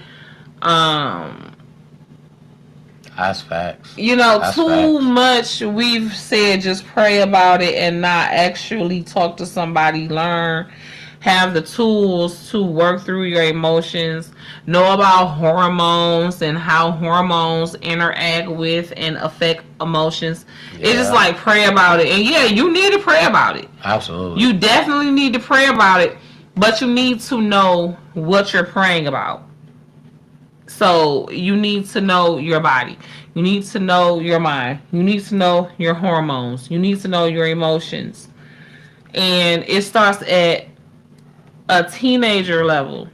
I feel like really it starts at a elementary school level, but it really starts to elevate at a teenager level. And I feel like I can say that because I went to elementary school in like sixth grade. A lot of people say they was in middle school in sixth grade. I was still in elementary school. you had one of them. You was in one of them schools that went to sixth grade. Around that time, in between the beginning of that sixth grade and the beginning of that seventh grade, because that whole time, like during school and then over that summer, the beginning of that seventh, even though I was switching schools, hormones like heavenly like kicked in, like you know what I'm saying. Yeah. It was a thing for me. So, but I didn't learn anything about anything Puberty. about no sexual activities. Well, I You didn't learned have about sex them. I ed didn't, in school? in Sex high education? school. In middle school? You No. didn't have it there? No, in high school. Okay. One thing I had in middle school that people be like, that was weird is I had Spanish. French. I'm sorry. I had French. Okay. That's In funny middle because I took French in the ninth grade. But okay, so it was like an elective, obviously. You chose to take that or they just gave it to you? Well, yeah, you kind of just get wound up. You don't get to pick. Well, I don't know. Well, maybe other kids got to pick in other schools. School that I went to, McMichael Middle School to be exact. Shout out to McMichael on that. You know what I'm saying? Big shout out to McMichael. Yeah, which is no longer around. So, if you went to school with me, I don't know. I can't tell you the years right now. I will have to go back. I'll bring that back up later. I'm a little bit too old for that. I'm showing my age. I really don't want to tell nobody because my age is a little bit up there. It was like anyway, 2000, 2001. That was probably, I probably left. I probably went to high school in like 01. Yeah, I know because I got out of high school in 01, so that's why I said it was 2000. I went to high school like 01. Right, so, okay, right. So I was in middle school. Shout out to McMichael, like we said. But anyway, that was my middle school, and it was cool in there, I forgot exactly what I was saying about that. McMichael was your elementary school because it went to 6th grade, right? No, McMichael was my middle school. It only had so that was 7th and 8th. That's it. Okay. My elementary school was Tharko. Shout out to Tharko. So shout out to Tharko. That was your elementary. That went to 6th grade. 6th grade. So let me ask you this. I want you to really think hard. Did McMichael have 6th graders there? It's just that you came there when you were in the 7th grade. There were no 6th graders at McMichael. No. You sure? I don't think you're right about that. I think I'm very correct. I don't think there was no. I'm gonna say because listen, I'm about to tell you why. I'm gonna tell you why I don't think you're wrong about that. Yeah, Google it while we're talking. I'm about to tell you why because I don't know, but I'm about to tell you why I think you're wrong about that. It would not have made sense for DPS to open up and run a school with only 2 grades in it. It wasn't big. It doesn't matter. You couldn't fit that many kids in there. It doesn't matter. I understand that. It does. I went to a small school. Shirai, shout out. Which one is it? Shout out Shirai K through 8. we only had 2 classes for each middle school. We had 2 6th grade, 2 7th grade, 2 8th grade, and the rest of the school was elementary school. So I've been to a small school, and I understand. It would not have made sense for DPS. Okay, yeah, 6 to 8, right? Okay, I don't remember them 6th graders, but I believe you, and I know, but as a, you know what I mean, as an adult, understanding money, business, how the school systems run out, I knew it had to be a 6th grade class there. I don't remember them 6th graders. I understand. Shout out to the 6th graders at McMichael Middle School back when TW, because I guarantee you somebody there knew you. I guarantee you one of the 6th graders knew you and probably was like, "Ooh, look at this little chocolate round face." No, because I wasn't like that. You ain't listen. You ain't think you was like that round then. And you might not have been the typical societal fine ass nigga as a 5th grader. You know what I'm saying? Or what was this? Michael was talking about Michael, right? Yeah. So 7, I was in and out. Excuse me. So, you know, you I might not have been in and out. You might not have been typical, but a 6th grader was a grade up under you. Okay. And it might have been a little 6th grader who felt the same way about herself. Like, I ain't that. But, ooh, look at this little chocolate drop. And he nice. He raised by an older Southern woman, so he got manners. Whether he know it or not, he a good guy. Let me tell look, you. Smile. Look. He got this cute smile. Look at you, look like a Tootsie Roll. She probably was like, "Yeah, you ain't have all that hair on your face, so you just look like a Tootsie Roll." I had the tightest uniform on. And so that means she might have sent your little elementary school package if she was looking. Middle school. And remember I told you, oh shit, your little middle school package, that motherfucker was, you had to sit down. The teacher was like, and that motherfucker was bouncing. It was somebody that obviously did not like me. I don't even know why. We used to wrestle in the hallway, and I ain't never slammed no girl, and I guess she thought it was cool for her to try to come up, but she was not wrestling. She literally cocked her leg back, kicked me square in between my legs. I fell to the floor. The kids went in the classroom. I was still on the floor. Bell rung, the late bell. You got the class bell, and you got the late bell. Still on the floor. I was still on the floor. One of the teachers was walking past and was like, "Are you okay?" And I said, "No. I can't move." Did you snitch? Tell the truth. Did I tell who? Yes. What you mean? She kicked me in my... Yes, absolutely I told exactly who it was. Yep, I remember her first name, but I don't remember her last name. He snitched, Jaws. I was on the floor. Listen, let me tell y'all this true story. My pops had to come get me.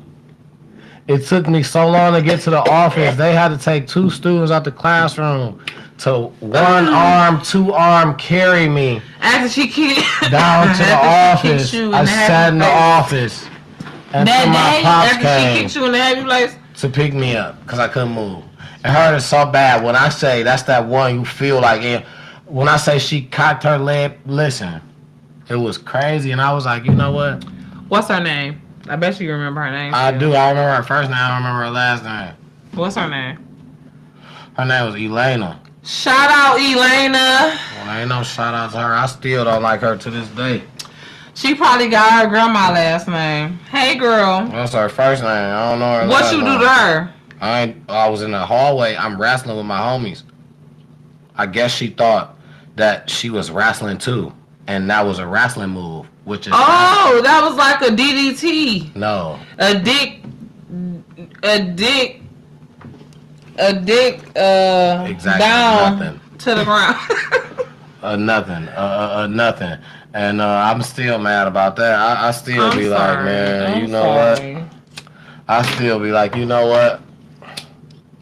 I should have just. You have how many sisters? You should have got one of them to beat her up. Duh. I should have, but you know what? But you a gentleman, and you just knew that she probably liked you.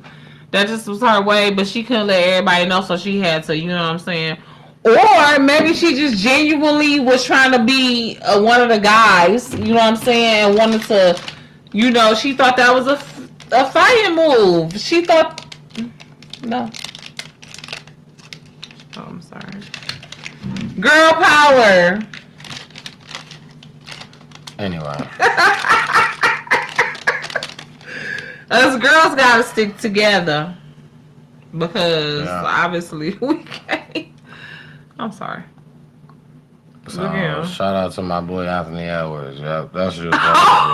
First of all, we was talking about Antonio Brown. How you get back to Anthony Edwards? That's how I know. No, because now you want to talk about. That's how I know you want some bullshit. No, because now you want to talk about girl power. I mean, I'm just saying, like, damn. And I know that now that's what you've been trying to do this whole time. You've been trying to just stick up because if it's a female, right or wrong, you trying to say, oh no. No, I'm never. Power. No, I'm on the side of right. I'm on the side of right. It's not if it's a female. I swear to God on everything I love. I'm on the side of right. I don't feel like old girl was wrong. I don't feel like old girl was wrong. And I'm on the side of right. It don't have nothing to do with gender. Right trumps gender. Wrong or right trumps gender. So I promise you, and this is me being all the way 100% serious. Right trumps gender. I'm gonna be on the side of right over the side of gender every time. All right, y'all. Next, anyway, I wanted to say, but I'm the one tripping on the Anthony Edwards. I'm not though, because we wasn't even talking about that. I just wasn't. You right, but right. I just said that because you said that. Oh, you so cute. Smile. No, now you want to try to say we wasn't talking about that anyway. I'm sorry. That's bigger than I thought it was. Yeah. Anyway, next. Anyway, shout out to them Tigers, man. Listen, I'm a Detroit native all the way. This is Detroit. They 4 in a row last 4 games. They won the and the game after. Stop playing with them boys. Shout out to the Pistons playoff berth.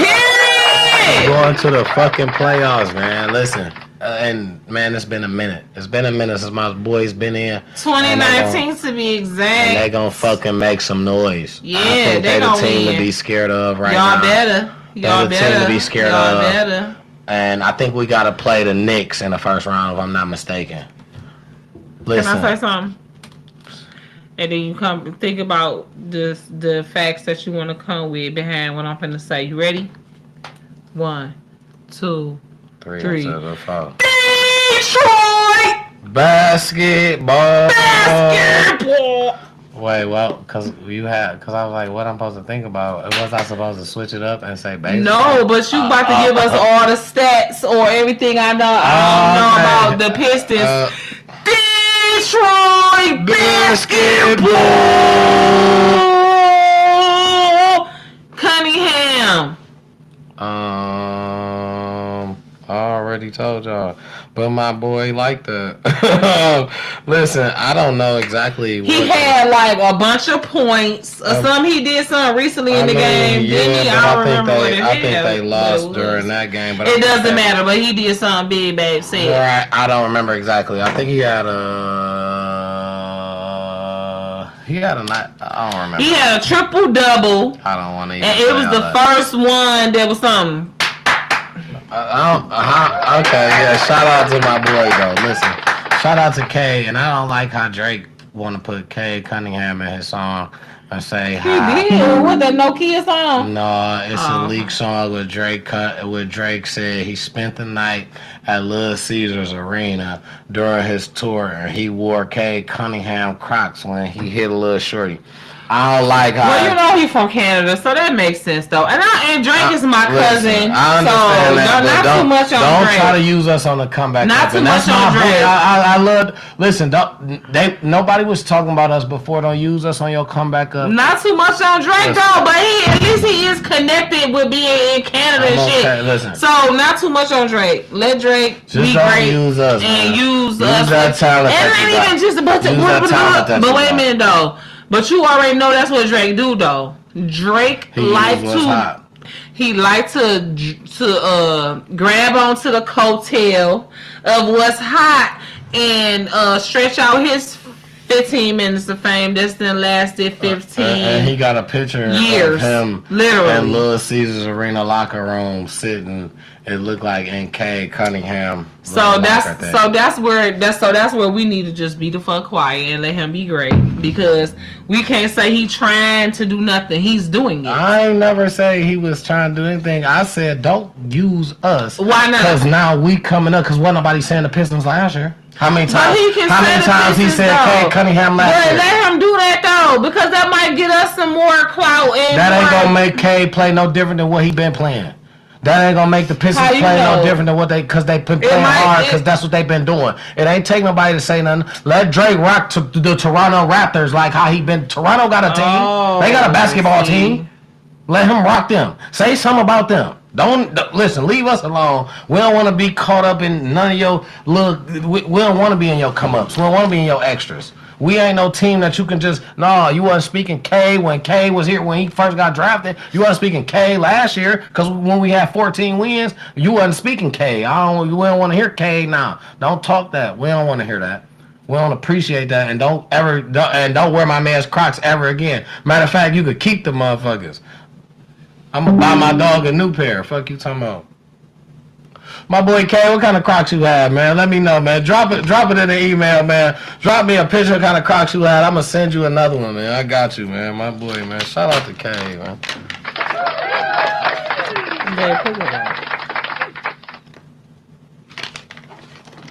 Listen, but that's some for real. Detroit sports been on a real turnaround lately. For real. And it's gonna be so that means it's gonna be some playoff games in Detroit, because they run 7 games, so we're gonna get a couple games here at the minimum. Listen, support those guys, man. Get out, man. If you can get a ticket, get out. It makes a difference, man. Let's do for them like we did for the Lions, man. Let's get out for those guys, man. And the Tigers as well, man. Let's get out. We a big part of these teams out here. We a big part of them. And we help them out a lot when we show up, when we support them. You know what I'm saying? We help them out a lot. So I want to say, if you can, you got some extras, you got some time, you know what I'm saying? Or watch the games on TV. Watch it on TV. You might be a little bit older. You got some younger kids that want to go. Let them go to Take the kids to the games. The Pistons games, Let them go to these Pistons games. They don't be crowded like that. You know what I'm saying? But we need playoffs. We need to fill up the seats. Playoffs, we need it. Fill up the seats. Okay, so I have a question. No, I don't want to cut you off. No, go ahead. Can I come in? Lions predictions for... first of all, I'm sorry. Backtrack. Okay. First question. If you don't know, we can look it up right now so we can know. When is the first Lions preseason game of 2025? No. We'll have to look that up for sure. If you guys didn't know, we are diehard Lions fans, right? Traveled hard with the Lions last year.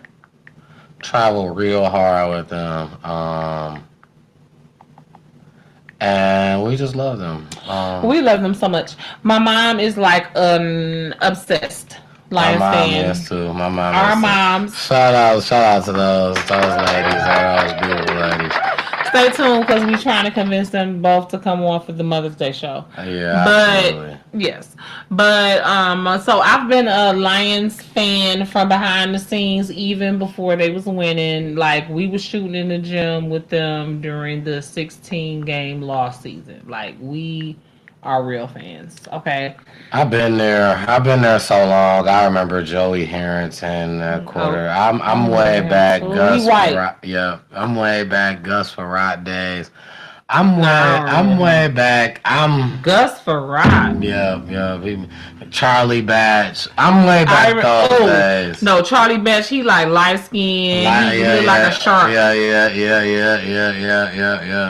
The date is not announced. So Detroit Lions preseason schedule and opponents for 2025 will be announced in conjunction with the release of the regular season schedule in May. So there is no date. Okay. At this moment. Okay, so stay tuned, you guys, because When the Lions season is announced, our content is going to do a lot of pivoting toward Lions content. Okay. It's going to be a lot of Lions themed content. Okay. Especially on my personal channel, Jen Checking In. If you have not already, please subscribe to my YouTube channel, Jen Checking In. And make sure that you have also subscribed to T Double's personal YouTube channel, Life of T Double. LYFE. LYFEOFTDOUBLE. And my channel is Jen Checking In, JENNCHECKININ. Okay. ININNDEPENDEN. All kind of all that. Okay. Okay. Quick story time about that song that he just sang. And it's just God. Oh God, I am so grateful. Thank you, God, for your covering. Thank you, God, for your word. Thank you, God, that you are your word. Thank you, God, that your word will not return void. Thank you, God, that you had a plan for me, as it is stated in your word at Jeremiah 29:11. You had a plan for me, a plan for good and not evil, a good and not negative. You just got a good plan for me. And I'm just grateful that I'm more so coming into alignment with it. You know what I'm saying? And things are just really, really looking up. Okay. So I just got so focused on God that I lost the original point that I was talking about. Amen. But that's what happened when I think about the goodness of God. Like, okay, well, you gotta step to the side for a second. I get distracted because He is so overwhelmingly good in my life. And it's funny because the first thing that I see right here is on my notes. Because remember I told you I had notes after NFL 3-year transfer report. You know what I'm saying? Generational curses and covenants, right? So I feel like mental health is a curse. Absolutely. Or not mental health. Good mental health is a blessing. In the Bible, it says that God didn't give us a spirit of fear, but of love, power, and a sound mind. A sound mind means self-control. It means you have control over your mind, will, and emotions, which is ultimately your soul. Okay. Your soul is saved, right? If you believe in Jesus and you have taken him as your Lord and Savior. But do you have control of it? No, not necessarily. Not unless you take control of it. The devil could very well have control of your soul as it operates and is relevant on this earth without you knowing. Especially if you don't know the difference between as on earth as it is in heaven. So... but the good thing is that regardless to who got control of your soul on earth, if you have taken Jesus as your Lord and Savior, you are saved in heaven. And so you can come to Jesus at any time for anything, and he will love you. He will forgive you. And generational curses and covenants can be broken. Slowly but surely you will see God work in your life. If you draw near to him, he will draw near to you. Absolutely. You just gotta pray. The same way that you pray to your friends. Because if you know it or not, Talking to your friends more than talking to God is praying to them. Whether you know it or not. Putting their opinion over that of God is praying to them. It's worshiping them. It's worshiping the rappers. If, and anybody that know me, right? They know I'm on a journey toward Jesus from ratchet to righteous, as are you, handsome. I think sometimes you just might not acknowledge that, but you are, because you always acknowledge the Most High. Because I don't know what the journey is. I feel like That's the faith. You don't gotta know. You want it. And you trust him. I accepted a long time ago. I've always been this type of person. As a kid, I didn't really understand why I was going to church so much, but the older I got, the more I understood. When I got to standing in front of the preacher or the pastor or the person at the time, and I feel like you talking directly to me, it took a minute, but I felt like during those times, that's a message to me. That's what that is. That's my message. Not to say that I'm going to get it from right here all the time. Sometimes it's going to come from the least expected place. Somewhere you look at, you might just read something that's specifically for you. You read that for a reason. You know what I'm saying? And it matched up to you for a reason during that specific time. You know what I'm saying? I've been in multiple situations like that. So I'm a heavenly believer. And it's just, it's nothing in between. I do whatever for him. You know what I'm saying? I do whatever for him. Whatever I feel is right, I do whatever for him. You know what I'm saying? But everybody got their own way. Their own journey. Everybody got their own way of how they do it, what they do, or how they. You may not go to church. You may listen to it on TV. You know what I'm saying? You may be the person that stand outside with it, that go outside, say, because you don't need a building. However, whatever your journey is, that's fine. That's cool. You know what I'm saying? Let me say this before I lose it. I feel like you can't lean on your own way, because leaning on your own understanding, you might get messed up. But I will agree with you in that I would just flip what you said. And I won't say that everybody got their own way, but everybody that chooses Jesus, he will find them in their own way. And but then once he find you in your own way, then you have to be reborn into his way. And everybody got their own timing, right? God's timing shows up differently in everybody's life. God's timing is divine, though. And when you try to rush or slow down God's timing, that's witchcraft. That's leaning on your own understanding. And I think that a lot of times people get witchcraft misconstrued.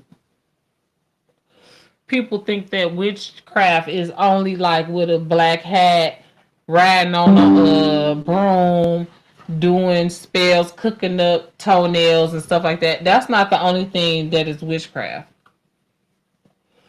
Witchcraft can be manipulative. What you saying that you feel, and we're going to go back to the Anthony Edwards situation. I think you might think that old girl is basically operating in witchcraft in a way. Go ahead. I'm not saying go ahead. I'm listening. And this is me looking at it. This is me thinking. And maybe she is. I didn't even look at it like this until now. You know what I'm saying? Maybe you might feel like, and other people in society might feel like she operating in witchcraft to where she's trying to manipulate the situation to make sure that she messing around with rich niggas. She's trying to put herself in that situation to like alter the, hey Kim, hey Jackie, hey Jerry, y'all. Trying to alter the situation to where she's controlling her future by putting herself in the room with rich niggas only, and only giving her body to rich niggas, to where if she do get pregnant, it's only by somebody with some money, to where she feel like she is in some way able to manipulate her future, to, manipulate, what happens to her and her kid that she might have or might not, because she don't know if she gonna get pregnant. Because like we say, nobody's accusing her of putting a turkey baster up herself to get pregnant. Allegedly, she got pregnant just by having a relationship with this young man. Had to be if he the nigga who saying he know it if he willing to pay. He know Had it. to be what? He know it wasn't no that she set up. She ain't. Yeah, that's what I'm saying. It was right. It was consensual. It was consensual. You know what I mean? So it had to be right. No other way. So that's what I'm saying. Yeah, absolutely. So that's what I'm saying. So apparently, the people in society that's looking at her like she's being predatory, they looking at it like it's witchcraft. Like she's manifesting rich niggas, maybe through, some type of me. You know how I am. I'm trying to be on your side now. I just want to say this real. I'm trying to be on your side, man. I just want to. I mean, T. I just want to say this real quick, just to kind of understand. And you from a female's perspective. No, just real quick. Can speak this right.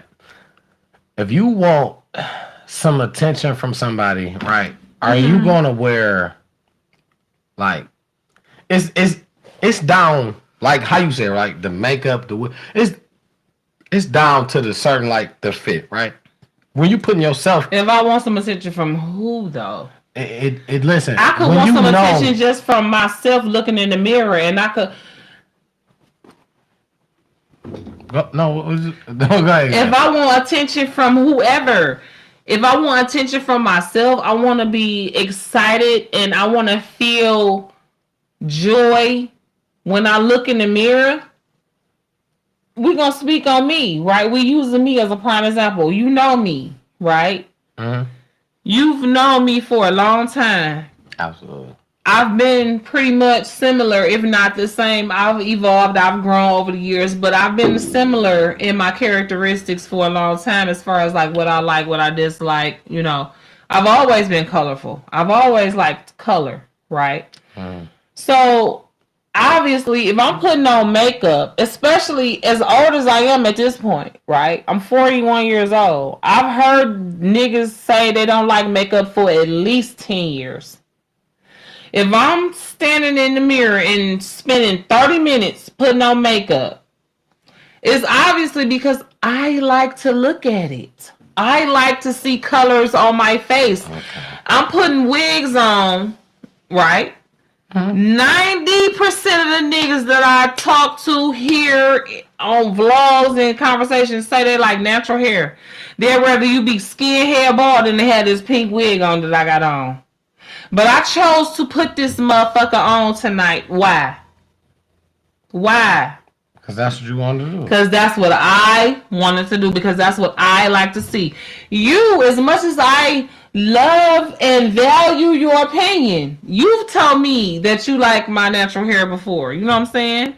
Have you not? I have, absolutely. So I obviously value and want to see my colors and my wig even more. That's cool. But I'm just saying. So a lot of times y'all, and I mean women, men, society, but especially men, y'all don't give us enough credit. Y'all be sworn up and down we be doing something for men's attention or for society's attention. Sometimes it's for our own attention, right? Let me finish.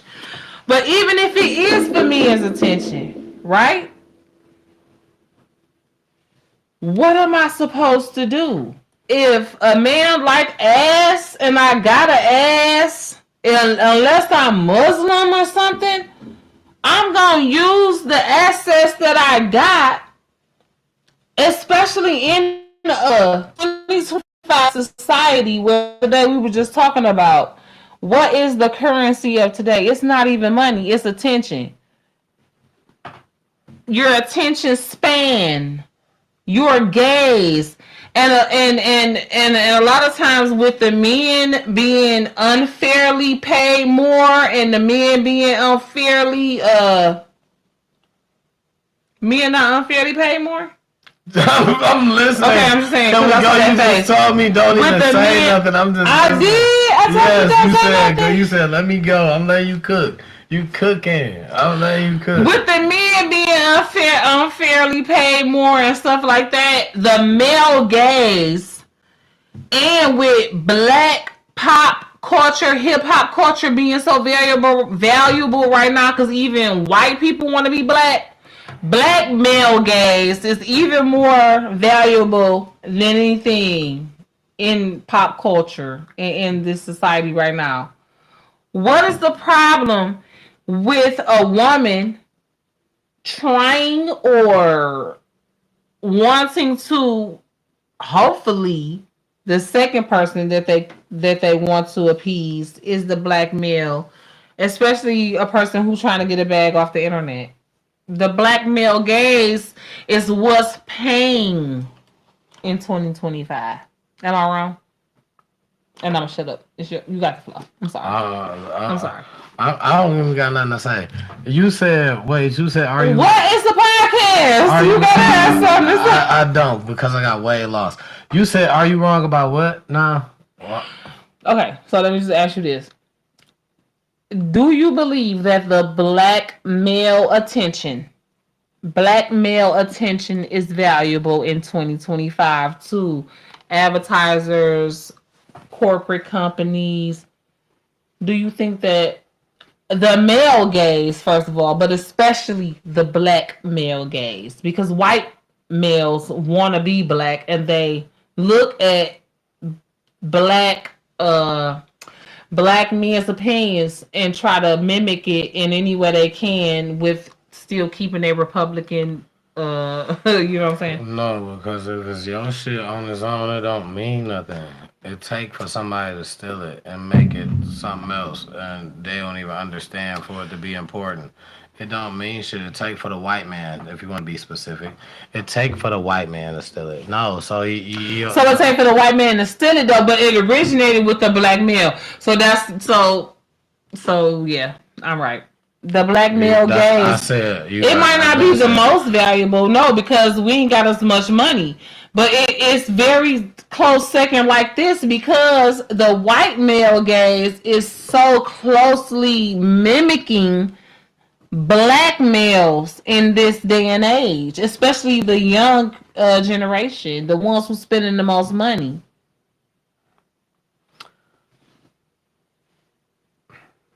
They've been doing that. They ain't even just now. They've been doing that. Well, this is very true, but we're talking about now where attention is more valuable than it was, say, in the 90s and the early 2000s.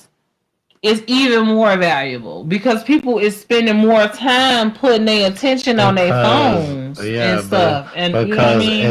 it's a two-way street. People were spending more time with their families even back in the 90s and the 2000s than they is now. Attention and value is a two-way street. It's gonna satisfy two people. No, we ain't talking about people. We're talking a person and a corporation now. We ain't talking about relationships. We talking about attention as a monetary value. That's exactly. So how do me paying Nike attention benefit me? Cause you gonna see something you like. When you see something that you like, I like this. I'm glad I seen this. You showing it to your, look what I seen. But honestly though, really, babe, think about it. How is me buying a Nike shoe, especially if I'm not getting no sponsorship from them? Now, if I'm getting a sponsorship from them, that's different. But it's just me and you. How does that benefit me any more than buying the same type of shoe off of Amazon without the Nike logo? Because you get a better brand of a shoe. Well, we was talking about the other day how they came out the same manufacturing company, the same factory. How is it a better value? How is it a better shoe? Because it's got a Nike emblem on it? No. Because the sale at that high price, it is not because it only has that on there. the quality of the shoe is better. Listen, it's better thread, better foam, it is better. That's just what it technology. is. They not everything is a business. If I can get shoes that you can sell for $20, if I can get those and those are the shoes that I'm selling for 80 and you're selling for 20, I'm laughing at you while you're still selling them for 20. Hey, I got those same ones that you got. I sold them 180. You're selling them for $40. Who about to sit back and and continue to take that punishment during this time where it's hard? But not bad. Somebody. No. Everybody What it is I'm gonna get the cheaper value because to if we sell. only spending $5 to manufacture the shoe. I'm gonna get you to look alike to sell it to you at a lower value so it look like that version, but this gonna be it's not because you're gonna be able to tell a motherfucker who know gonna be able to tell, so it's not that. But you ain't gotta pay what you gotta pay over there. That's what the whole little game is about when it comes to that. What they call them niggas, a fucking can't think of the name, man. The niggas who sell the shit out the trunk, man. Boosters. A booster. That's it. Fucking booster. That's what I got your back. It's the same thing that you're not selling. You're not getting shit that Burlington Coat Factory don't get the same shit that Nike Outlet get. But you know what? It look just like it. But the shit is somehow different. You know why? You wash this shit, it's gonna shrivel up. You do this shit over here, this shit pure. This shit gonna last for years. Maybe a year or two. This shit over here. I didn't know that. I feel like if it have a Nike tag on it, wherever you get it from, if it's outlet, you know what I'm saying, thrift store or whatever. That's like I worked at the thrift store. We used to get stuff all the time that was, you know what I'm saying, name brand had the tags on it. Just because it was at the thrift store don't mean it was no less Calvin Klein. The thrift store is what people donate. That's a difference. But manufacturing, when I send a Nike store something, and I sent something to Burlington, I sent them niggas some leftovers, some shit that was fucked up, some shit mini value. I know this shit ain't got the quality of this shit. But it still was made in the Nike factory by Nike. It was made by the niggas who made that, but when they sent this, we like, that ain't some shit, but we can't send it back. You know what? Send that to them niggas over there, cause this shit right here, this ain't our shit. So it's got the short, you know, like the. Send that to Foreman Mills. Hey, no, stop. Foreman Mills. Send that to them niggas where when they wash that shit 2 times and put it in the dryer, it's gonna shrivel up. It's gonna be tighter than they motherfucking pockets on motherfucking the week they don't get paid. Fuck you talking about? That's how it's gonna be for real. Like that you don't. But when you pay for, when niggas go out and pay for, this is the difference. Okay, now I feel seen. No, because.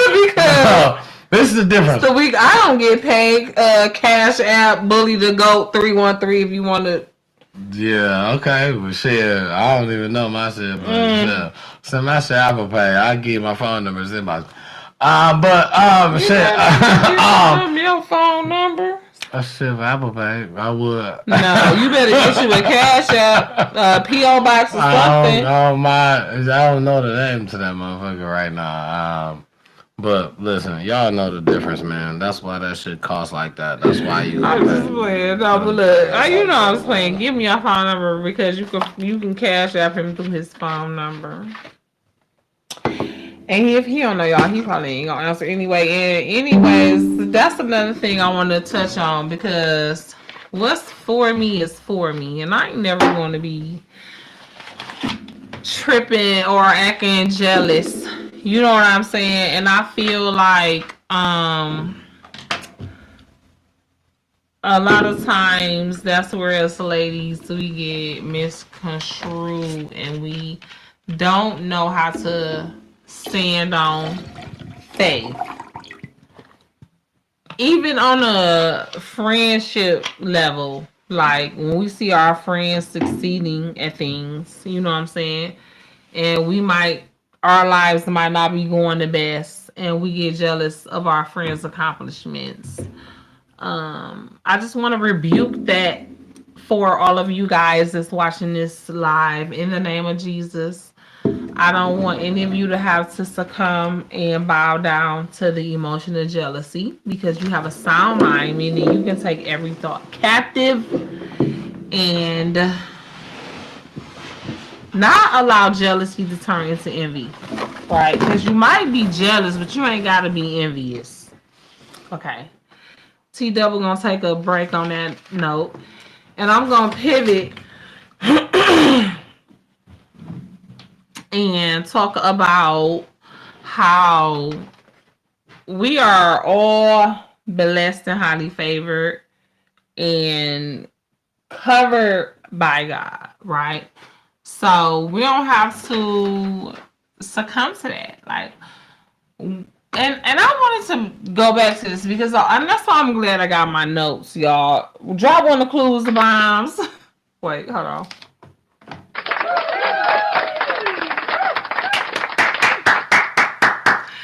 Drop on the clues, the bombs for my notes, because I feel like they are making sure that I stay on point with this, okay? But I wrote it down somewhere in this other notebook and I'm not finding it right now. Dang nabbit! Anyways, y'all, here comes T Double. He might be able to remember what I was. The last thing I wanted to talk about. Well, I don't know what was your last thing. I had something I wanted to touch. Okay, touch it back. Before we get out of here, I have one more thing I wanted to bring up. This is a big one for me. Okay. But I'm not gonna stay on too long. So if you from Detroit, you know about this. Shout out to my boy Chuck Charles E. Brooks. He got the castle on the east side, and what was happening with his castle is, if you know, you know. If you don't know, a quick little brief on the castle is that he bought a bunch of land on the east side. East side. You can't spell that west without the ES. I'm sorry. He put a bunch of houses together. He made a estate. He got a estate. Got a property built. Gave to the community. Made street names. It's immaculate. It's gorgeous. Shout out to him, man. Shout out to Chuck, man. I wish we could have really got over there and really got some film for y'all, but you know our weekend was kind of booked.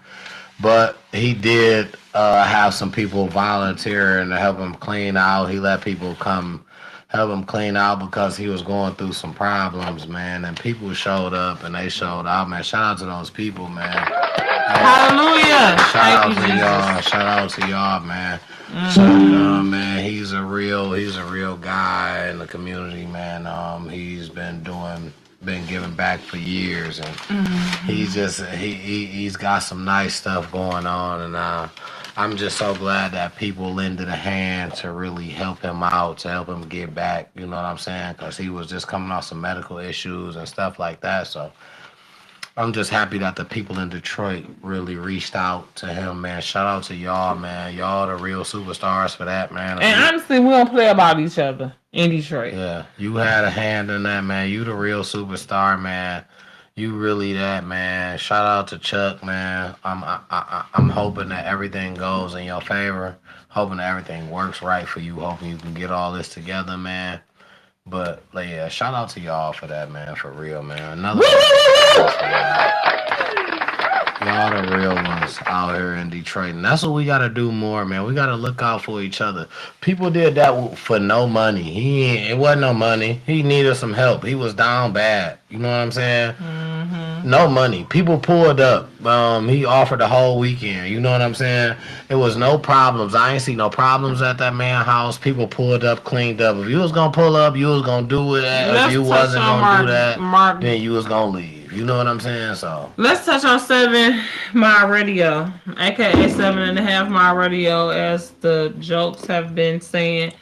And that's no shade, allegedly. That's just a joke. Yeah, that's what do you think about that? Like him going over there and whatever. I didn't even watch his whole live over there. I don't know what he did. Like I don't know why everybody's dragging him. But did you see it? I seen a piece of it. Of his time at the castle. At the castle. My thing is, he did what he do. If people are dragging him, it's terrible because you can inbox him with something that you want him to go and look at, but when he picks up something more, you know what I'm saying? Maybe you just weren't the one that was inboxing him this time about this. Or inboxing him enough. Maybe somebody else was inboxing him about this. You don't know. That's right. Like, more than one person. Right. Like so maybe it was other people inboxing you. Like you don't know. So it's not to be the judge. I just feel like that's his. He's a philanthropist. He's a person. He's a journalist. He looks. That's what he does. So he hears about this from all different corners. You got to know that you're not the only person that's telling him something. It's somebody else somewhere telling him something that he probably can't only one of him is only so many hours. He probably can't get to some other times. You know what I'm saying? Mm-hmm. So it's everybody telling him stuff. You got to know he's been running for over a decade. Yeah. Almost. He's been damn near 2 of them. No, definitely. I think it's been 17 years, something like that. He said. And I'm gonna say, I went to his studio, and that mug was looking damn near how I look now. So he was, and that was I was living on Cliff. So that was 2016, 17. I want to say he been running for about 17 plus. Shout out to Mark, man. He doing for the community. I love that. He was one of them people that started off early. Remember, I've been vlogging today too. Shout out to my YouTube channel, Jen checking in. If you haven't already, subscribe to my YouTube channel. But I was talking about that earlier about how my teacher in 12th grade, I was in adult education, and it was radio and television. It was like the elective, like the trade school part of high school completion. Yeah. And he was a radio and TV teacher. He was working at the Highland Park radio station at the time. And he told me that within a couple of years, I was not going to need a TV station, a radio station to be famous. He was like, he was going to be famous off TV. He was like, you was going to be famous off the internet. Off the internet. And at the time, the internet wasn't none of this. You wasn't going viral. You wasn't doing video on the internet. You was looking up lyrics of songs. You might have been filling out applications. You barely had a phone. Right. You didn't have a phone. You know what I'm saying? Well, you say, some people had a phone depending on your age and tax bracket, but me, the age and tax bracket that I was, right, you barely had a phone. You know what I'm saying? And the phone didn't have no damn internet on it. Y'all do not. The first phone I had, I promise you, this shit like a movie. I'm sorry, I don't mean that. No, please cut me off. I had a brick phone. If you know the little lip, it flipped down, but the numbers is right here, right? Mm-hmm. I had a little lip. This motherfucker had an antenna, y'all. Yeah. When I say this motherfucker was like, y'all, listen. This motherfucker was damn sure wasn't no internet and on that screen was like this. It was good if you got a phone. This how big the screen was. All you can do is type numbers in that motherfucker. That's it. Internet? What is that? What are those websites? You better be talking about the computer. You talking about the computer? What you talking about? Internet? Website? The computer? What are those? You talking about AOL? You got mail. What is you talking about? You got the dial up on the bitch. For real though, no, for real, yeah. Back then, that shit You was. better dial up. And you better not be on the phone when I'm trying to dial up. Yeah, it wasn't like. Get off the phone. Who remember when Metro first came out, man? Me. Man, I know y'all know that. I was like 20. Let me look it up. Now I want to know when do Google say Metro came out? But I feel like I was like 20, maybe 21. Might have been. Or should I say when I got Metro? So it might have came out before I got it. Yeah, Metro might have been out like a year or two before I got it. So, because I got my house over there when I was 19. And I feel like it was maybe like a year or two after that. No, I was in school somewhere. And I wanted one for years, man. It took me years to get one. That was crazy. That was wild. It took me years to get my first Metro, man. When did y'all get y'all first Metro? If your first phone was a Metro PCS. 2001 is when they rebranded to Metro PCS. So 06 by 06. Okay, so wait. 94 General Wireless Inc., later Metro PCS, is founded by Roger Lindquist and Malcolm Lorang. 2001, which is the year I was supposed to graduate from high school, but I got on the 03. That's a whole nother story time for another show. Oh, yeah, that's gonna be a deep show because I got some shit to say, but I ain't gonna give y'all my stats. That's crazy. So y'all want to hear my stats? I don't even know if I'm gonna tell y'all. Y'all gotta tell me if y'all want. Do y'all want to hear what I gotta say when that story time comes? Y'all gotta let me know, because if y'all don't say y'all want to hear my story, I'm probably not gonna tell it. I'm on the fence about it because I don't know. Well, I'm here and I'm y'all. Hi, nice to meet you. My name is y'all, and I want to hear it. No, we listen. Y'all want to help her out because she gonna need more than that. She needs some help, y'all, because I don't know. That's one. Twin, where have you been? Nobody knows me like you do. Nobody go. I'm sorry. Close y'all ears because I probably just blew them off with my big ass voice. But I want. Yeah, go ahead. No, I already said what I said. They already know. You know, don't you? You know too. You. What about you back there? You. Oh, y'all know. All right, y'all know. They already know what I said. They better let me know. Do they want to hear it? Is my story worth hearing? Y'all got a week. A week. 5 days for the MVPs because we want to hear from y'all early. But if you just catching this video next Sunday, then whenever you catching this video, you better drop a comment and let it be known. Now. Do you want to hear what I gotta say or not? Because pause it and say yes. Even if you don't want to hear what he got to say, lie for me and God, because God want to hear the testimony. He already know. He ain't got it. But he likes to hear it. I want to hear it. She just trying to use that. He already know. I ain't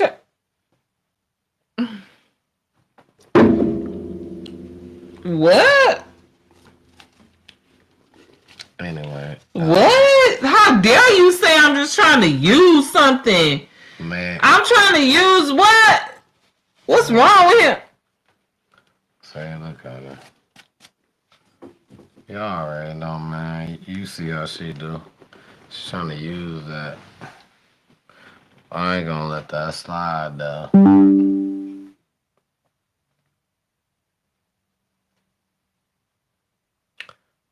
forward to the next. You know what I'm saying? First of all, look at your nose. So check right. It's so cute. Wanted to start a segment where we acknowledge, we bring out How handsome you are. new restaurants in the area that You guys, look at him. that's whether tried or not. If you tried them, but if you just heard about it, let us know. Stop this. I have Focus. a recommendation. I do. I'm gonna write it down. I haven't been there because it's new. I'm focused. What is the So, recommendation? The first one that I've seen, you've probably seen it. You right You guys. there, right there. You. Yeah, you seen it. You know you did. But it's called Choices. It's black owned. Choixes. The first one I seen was they grabbed a Burger King. They were inside of an old school Burger King. And the food looked good. So they have like burgers and stuff. It's like fast food, right? So it's nothing crazy. But those are black people. So those are our people. Let's at least get out and try them out. Let's give them our support. Let's check them out. Let's see what they about. You never know. You might like it. It might be somewhere you continue to go back to over and over again. You know, because we'll give it to somebody else. Mm-hmm. So let's try our people out. You know what I'm saying? Let's just try our people. That part, what he just said, okay? Stop playing with us. But I will say this. I definitely, and I'm glad you said that because I forgot. I wanted to touch on that. That's why it's good to have a partnership. Two heads is better than one. Yes, I wanted to check out Choices, and we still gotta check out Shack restaurant before we get too far past that statement. Two heads is definitely Excuse better me. than one. Fellas, y'all know what I'm talking about. But all right, what you saying? What you saying?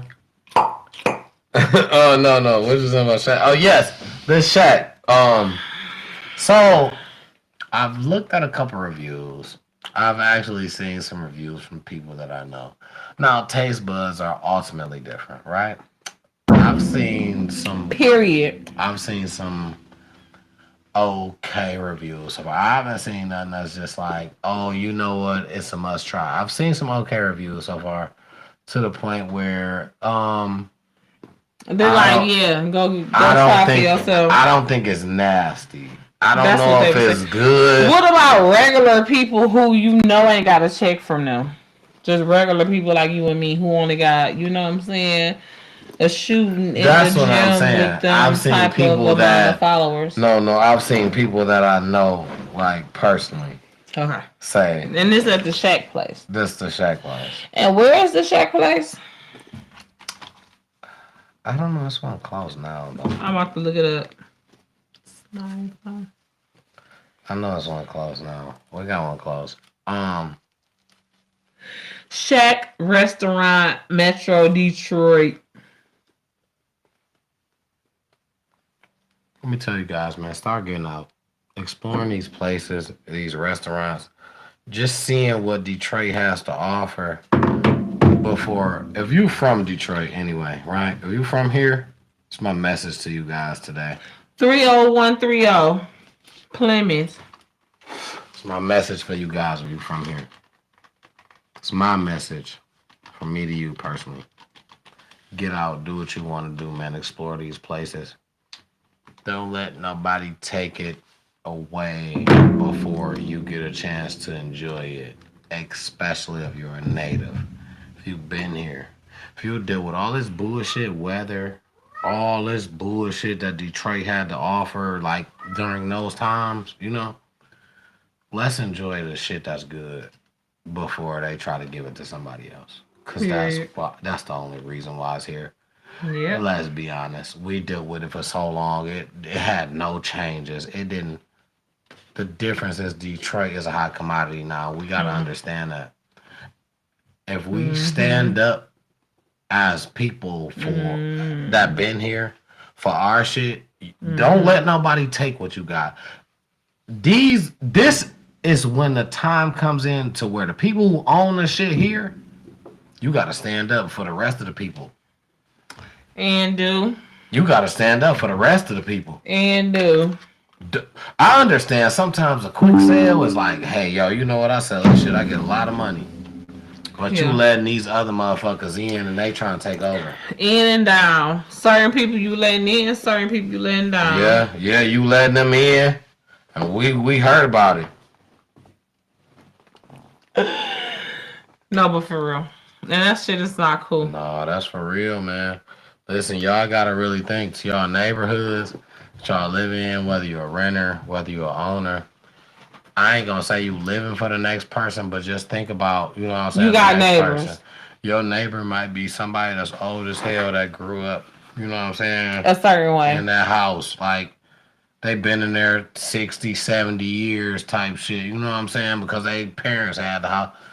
The thing is, don't do that. Don't give up on your dream. You know what I'm saying? Like, if you got something going, don't. It's as if you had a neighborhood, a housing association. Right. Don't just let something go. Don't just let something go because you feel like, you know what I'm saying? Hey, I'm gonna take this money. Let's get out of here. No, stand for what we believe in. Like, listen, if you gotta go, you gotta go. 10 toes down. If you gotta go, you gotta go. But don't let nobody buy you out. Don't let nobody come to you and tell you, hey, yo, I give you this if you leave. Don't let nobody buy you out because they trying to break us up. That's the thing. Period. Don't let nobody come and buy you out. But if your thing is if you leaving, go ahead. I'm not against that. But don't let nobody buy you out of your space. They're trying to break us black folks up. All the time. They trying to break us up right now, especially in Detroit. As a community, they trying to take over from different states. It's different states that own property in Detroit.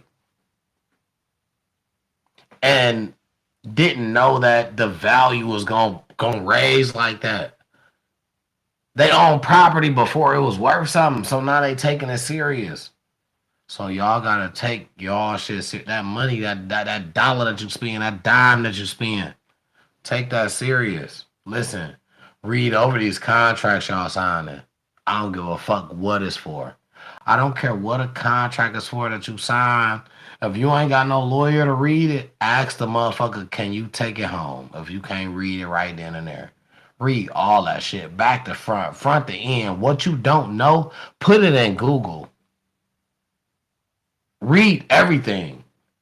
Nowadays, because that's how they slicking shit by you. That's their motive, to slick shit by a motherfucker. I'm going to make a package so long that they not going to read all this shit. They just going to sign it. And that's in everything. Look at these houses that you signing for. Why the fuck is the package so long? Why the fuck is my motherfucking lease 99 pages? It don't take that long to describe what's going on. But they want it that long because they know you're not going to read it in that short amount of time you're going to sign it. You're not going to know all the little stipulations and the bullshit until it come down to a time in the heat of the moment. Then you know the bullshit. Be careful. Read them contracts. Don't let nobody sell you no bullshit. And I don't give a fuck what it's about. Especially now when that money is out. It's income tax time. A nigga will sell you a bullshit contract during a car. What you gotta know is they'll tell you, oh, you get it right now if you get this much money down. What's the interest rate? Let me talk about this. Know your just know your shit, bro. I've been Read your contracts. That's or I am the victor. Shit. Protect your money. Protect what's yours. Me and my mom have been a victim of this situation right here. To where we was, I ain't gonna say, Garfield, shut up! Bro, bye. Leave. I ain't gonna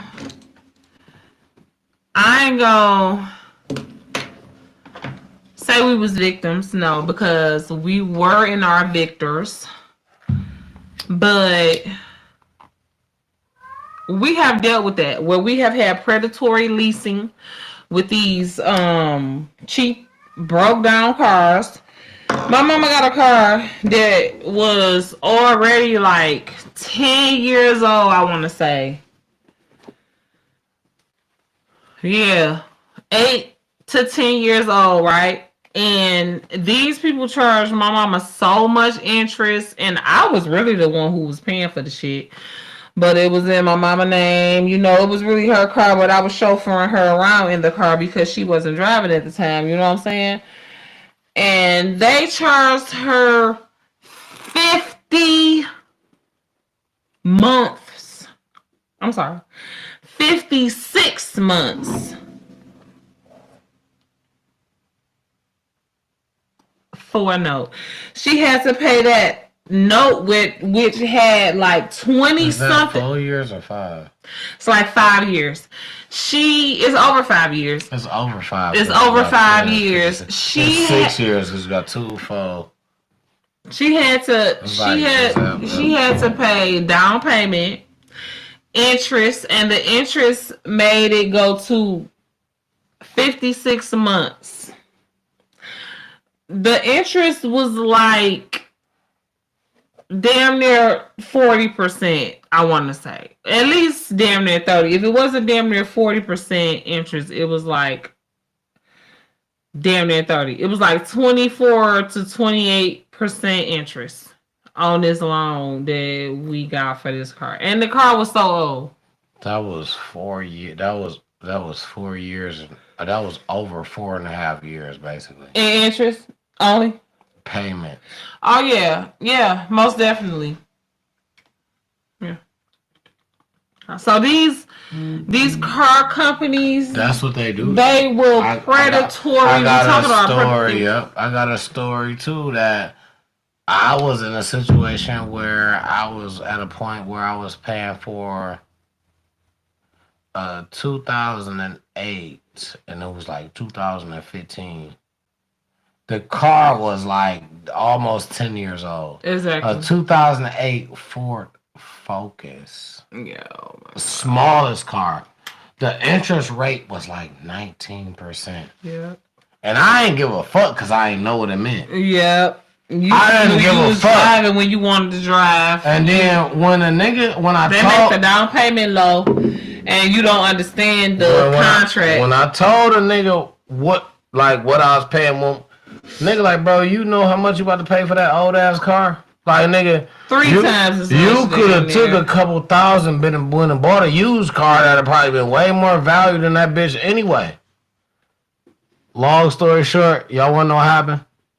Crashed the motherfucker, parked it on side of my house. I was gonna try to get it fixed. They came and towed the bitch anyway. They took it away from me. They towed it as a repossession? Repo. Wow. Because I wasn't paying because I was trying to save the money to get it fixed. They told your shit. And that's the thing. It was total. I was just about to say that. That's the thing with a repo man. They gotta come get that bitch as is. It doesn't matter. It's collateral for the loan that you took out to pay for it. They want it, and they probably took $500 off, if that. They might not even have took a whole $500 off of your full amount that you ended up on. They probably only took like $150 to $300, because if it wasn't nothing they could get off of that bitch, if it wasn't no catalytic converter, no brand new tires. They taking it back to the dealership. They can pay regardless. So what year was it? What year was it? Like how old was it? It was like a 2008, and it was like 2015. They wasn't taking that to the dealership. No, they about to. You feel me? It's total.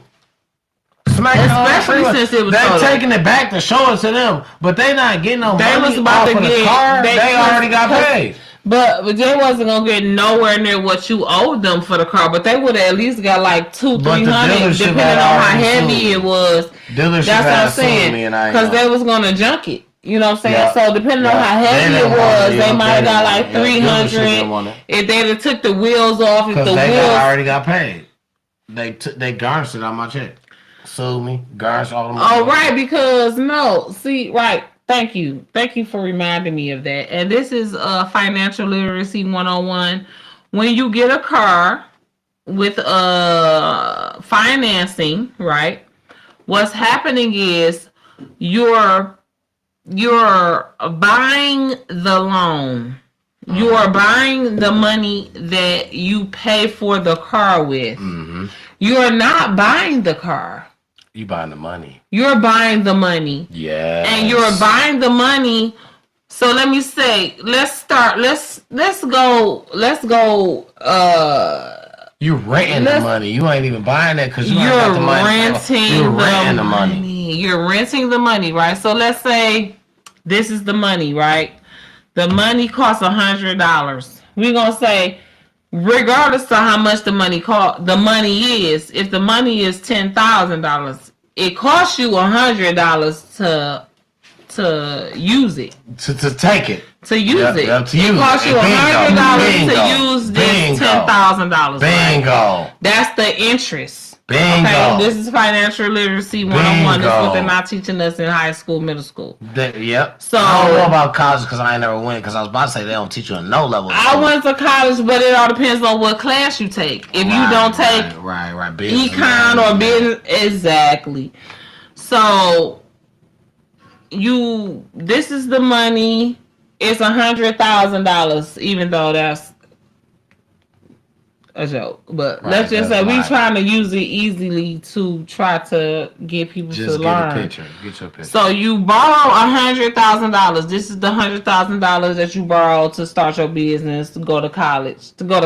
Because most colleges cost about $100,000 nowadays. So this is the $100,000 that you borrow for college. Okay, this is the college. We're gonna put it over there. Now, in order to borrow that $100,000 over the course of 4 years, it's gonna cost you $100 a month interest. Right?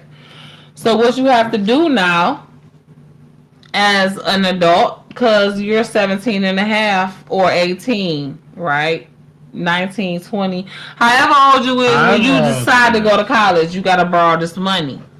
$100,000 you're going to borrow to get a 4-year degree at a medium level college. And you pay it back at a piece. That's what they tell you. Yeah, it's your own rate. You get time. It's a time frame.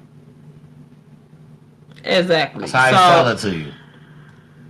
Exactly. And they sell it that you're going to, that is worth 10 times that over the course of 30, 40 years of your career, you're going to get that back so many times. It's nothing, right? So, $100,000, right?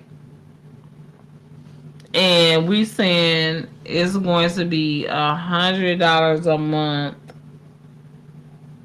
interest. Now, how do I find out what that is? Now let's just say So that's $1,200 a month interest on whatever every year. I mean 100,000. No, debt. Right. Wait, 100,000 debt is 12 months in a year, so we gotta divide that by 12. Mm-hmm. So $8,333, right? A month is what you gotta pay in order to pay that $100,000 off in a year. During the time you ain't got no money. That's in a year, right? Mm-hmm. I ain't tripping. Yeah, 12 is a year. Okay, so let's take away the 12 because that's a year. That's not even realistic. We're gonna say 100,000. That's a million. I know.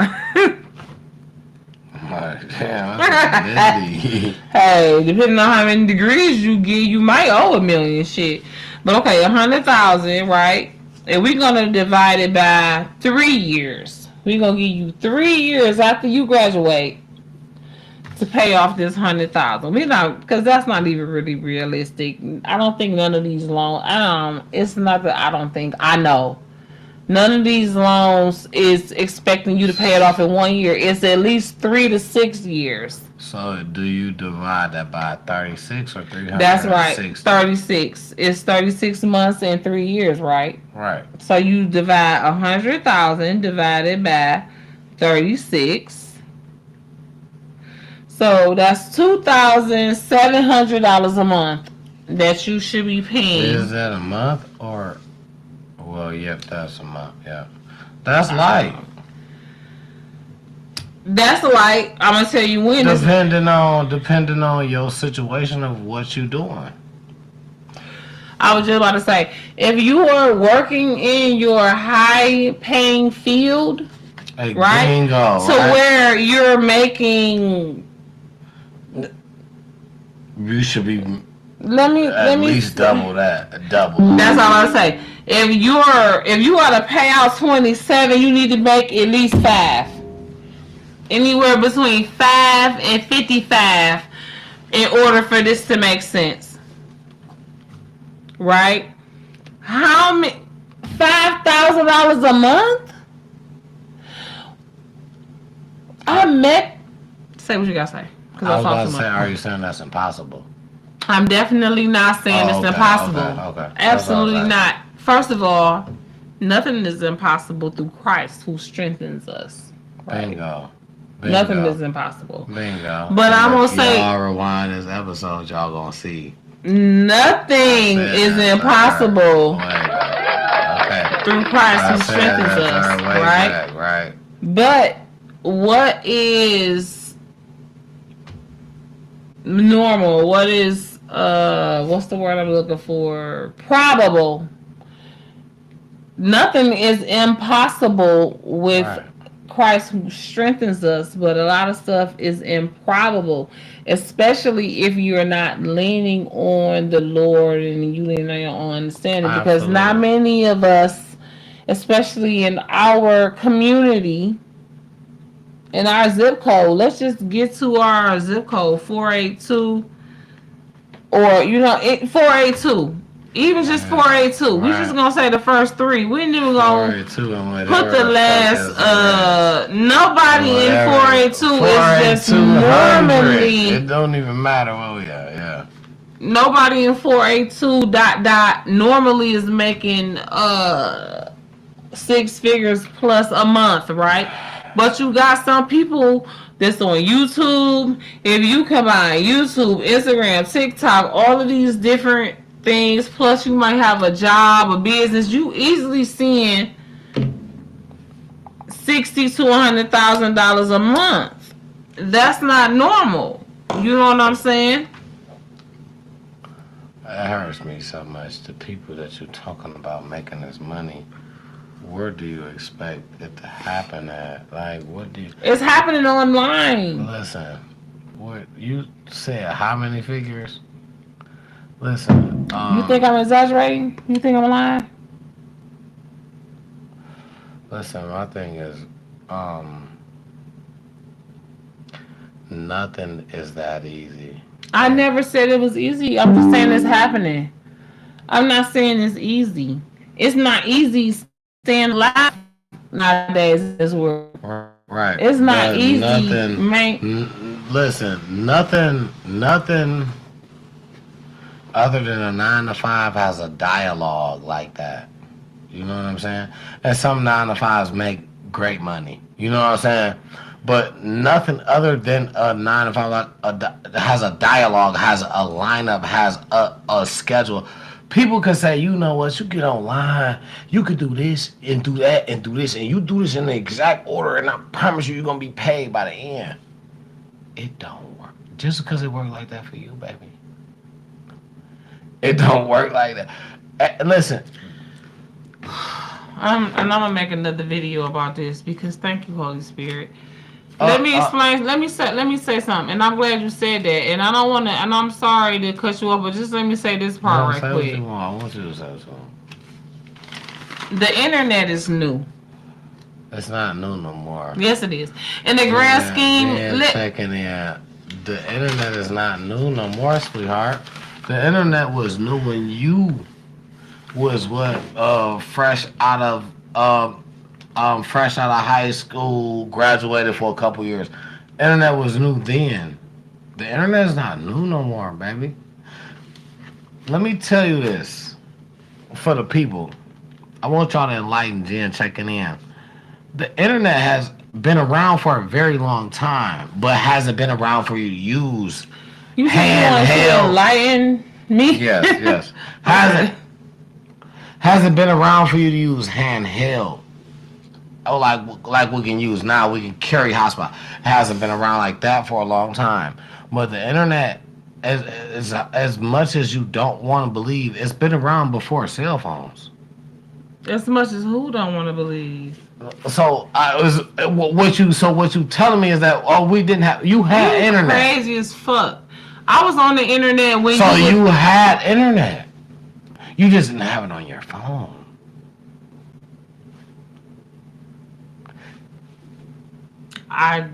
Yes, you're right. Internet has been around for such a long time. I didn't say that it wasn't. I didn't say that. You said we didn't have internet. And we can rewind this. I didn't say that. Okay. I didn't say that. I did say that. And we didn't have internet. You had. Because I guarantee you, in the year 1999, 2000, I guarantee you ain't had internet in your house. If you did, you had it because they sent you them little mail things and you stuck it in there. You had it maybe for 30 days at the most. I guarantee you did not have consistent internet in your house like you do now in 96 and 2000. I bet you didn't have it in 2003. You grew up with your grandma, right? Because I grew up with my mama. And I didn't have the internet in my house. I had to go to a fucking predator, an old ass nigga house to use the internet in 2000. I didn't have it in my house at all. So I know you did because your grandma was older than my mama was. Well, I'm sorry that what you had to deal with is what you had to deal with. Actually, at my house, we definitely had high-speed internet, to be exact. It wasn't even no such thing as... Okay, so you older than... You younger than me. Because it wasn't even no high-speed... It wasn't even no such thing as high-speed internet in 2000. High-speed internet back then was different from the high-speed internet now. But man, actually, whatever. We living in your world. Wow. No, listen. Okay, no. I'm looking it up. I'm looking it up. Cause if we had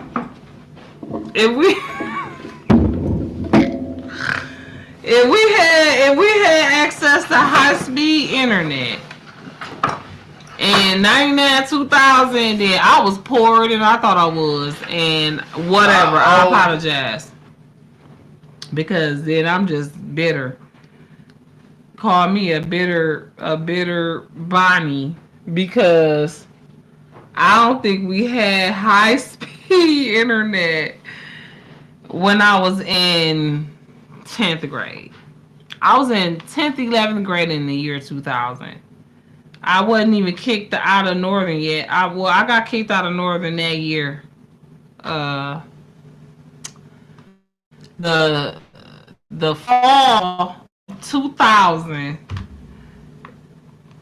Mr. Jones at Detroit Northern High School told me he was not gonna give me my 12th grade schedule because I was at the scene of a fight.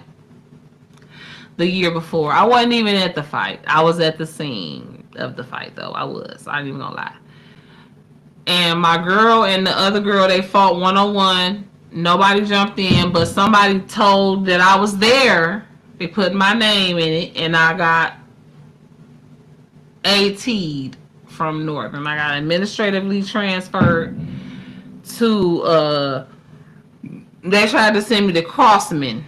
They tried to administratively transfer me to Crossman, and I rejected that, and I went to Highland Park Adult Education Career Academy. And so, you know, I'm pretty sure that year. Now, what was we looking up?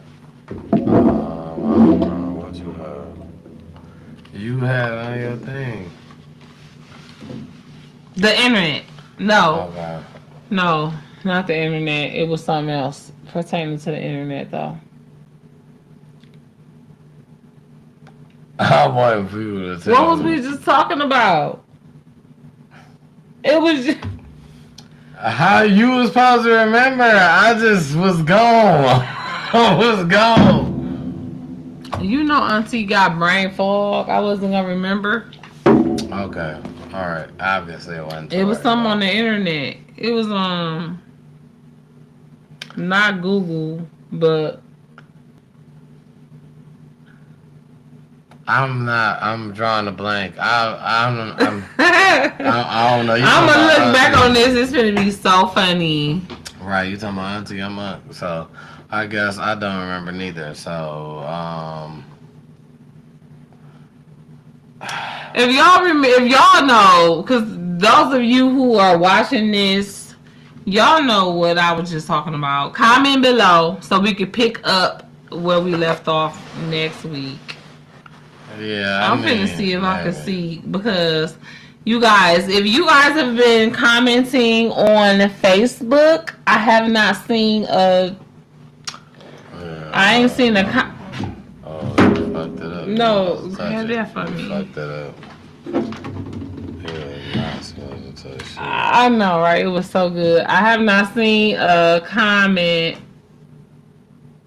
in hours. Okay. So I do apologize. It's not on purpose that we're not responding. Let me Next make sure. week, make sure y'all add the Time to talk it Space out. page on Facebook. Specifically on Facebook is Talk It. Oh my God! I'm sorry, y'all. Go ahead. Go ahead. Say it. Specifically on Facebook is Talk It Space Out. Make sure you add that next week. We will be trying to go live from that platform. We'll try a little couple edits during the week. So We will be going live from that platform, and I think we live from that platform. I'm so excited, y'all. I'm so excited because I just started peeping certain stuff. I think we are live from Time to Talk It Out podcast Facebook page right now. Shoot in the gym with us right now on episode 9 is our Time to Talk It Out family. This the last one before we on double digits. We really been working. Y'all been the motivation here, man. Y'all been the motivation. The work has been dedicated to y'all for real. My lash is about to fall off if I cry. They only on by 3. We on 9 episodes. We almost on 10, man. This is episode 9 right here. This 60 days, man. Oh my God, yes! Days, man. Woo! Oops, what is this? I pushed this. What is that? That was the gunshots that ain't going. Okay, listen though. Shout out 60 to y'all. days in Listen, a row. shout out A to habit is 21 days. Because y'all are the reason, man. Shout out to y'all, man. There's big events coming up, man. Listen, because that we got big events coming up for y'all. Please tune in to our website. We got a website. We on. Shout out to Jen. Shout out to Jen checking in for the website. She been working a lot for y'all. I'm not gonna lie. She been really behind the scenes working a lot for y'all. We've been trying to make a lot happen just for the people, just to show that it's for real. Like, it's not a game. Like, It's not like we is very appreciative. We are very appreciative of you guys shooting in the gym with us, and we're gonna invest in the channel. we get here, we talk a little bit, we laugh a little bit. We just want people to kind of just, you know what I'm saying, understand that we really here for the community. We're here to give back. You know what I'm saying? We laugh with one another as adults. You know what I'm saying? At this moment, but we really like to bring awareness to everything that's here. Like that's what this moment is for. We really like to try to make it let's make it a village again. What it used to be. Let's make it to where we're looking out for one another. We just own that with our kids for sure. Woo. My God. And not just the kids, you know what I'm saying? With And the here on adults. Time to Talk It Out, we especially are about the kids. Mm-hmm. Okay, go ahead. I'm sorry to cut you off. But not just that though. We just with each other though, as one another, as a The human culture, race. as a culture. You know what I'm saying? Definitely as a black culture race. first, as a A culture black first, race, a black as culture. a black race first, as a culture first. Then it's to the human race, you know. But we gotta look out for ourselves before we look out for anybody else. We gotta stop killing one another. You know what I'm saying? Stop making it easy for the next man. Listen, look out for your brother. Look out Pray for your for sister. your Look out for your enemy. neighbor. That's your neighbor. That's your sister. Definitely that's look your out brother. for your That's neighbor, your but cousin. pray That's for your your enemy. peoples. Listen. Because your enemy, what you fail to realize is that you guys are really allies in the same war that's going on above us. We think we right here, horizontal to one another and on the same level, fighting one another for power, for prestige, for status, for whatever. But at the end of the day, we don't. Some of us do realize it and just don't care, just choose to act ignorant. Some of us don't realize that the fight is really up here. And I feel like a lot of people that play chess, they realize it and just choose to ignore the red flags, choose to ignore it. They just don't understand. Or they don't understand the way that chess. If you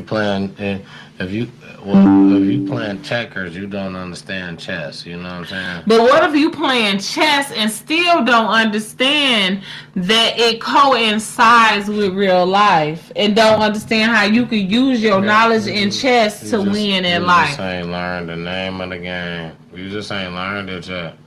Once you learn it, it's just something different. You know, for the longest, and I'm not even gonna lie to you, I can't even sit here and tell you I'm the best chess player. I sat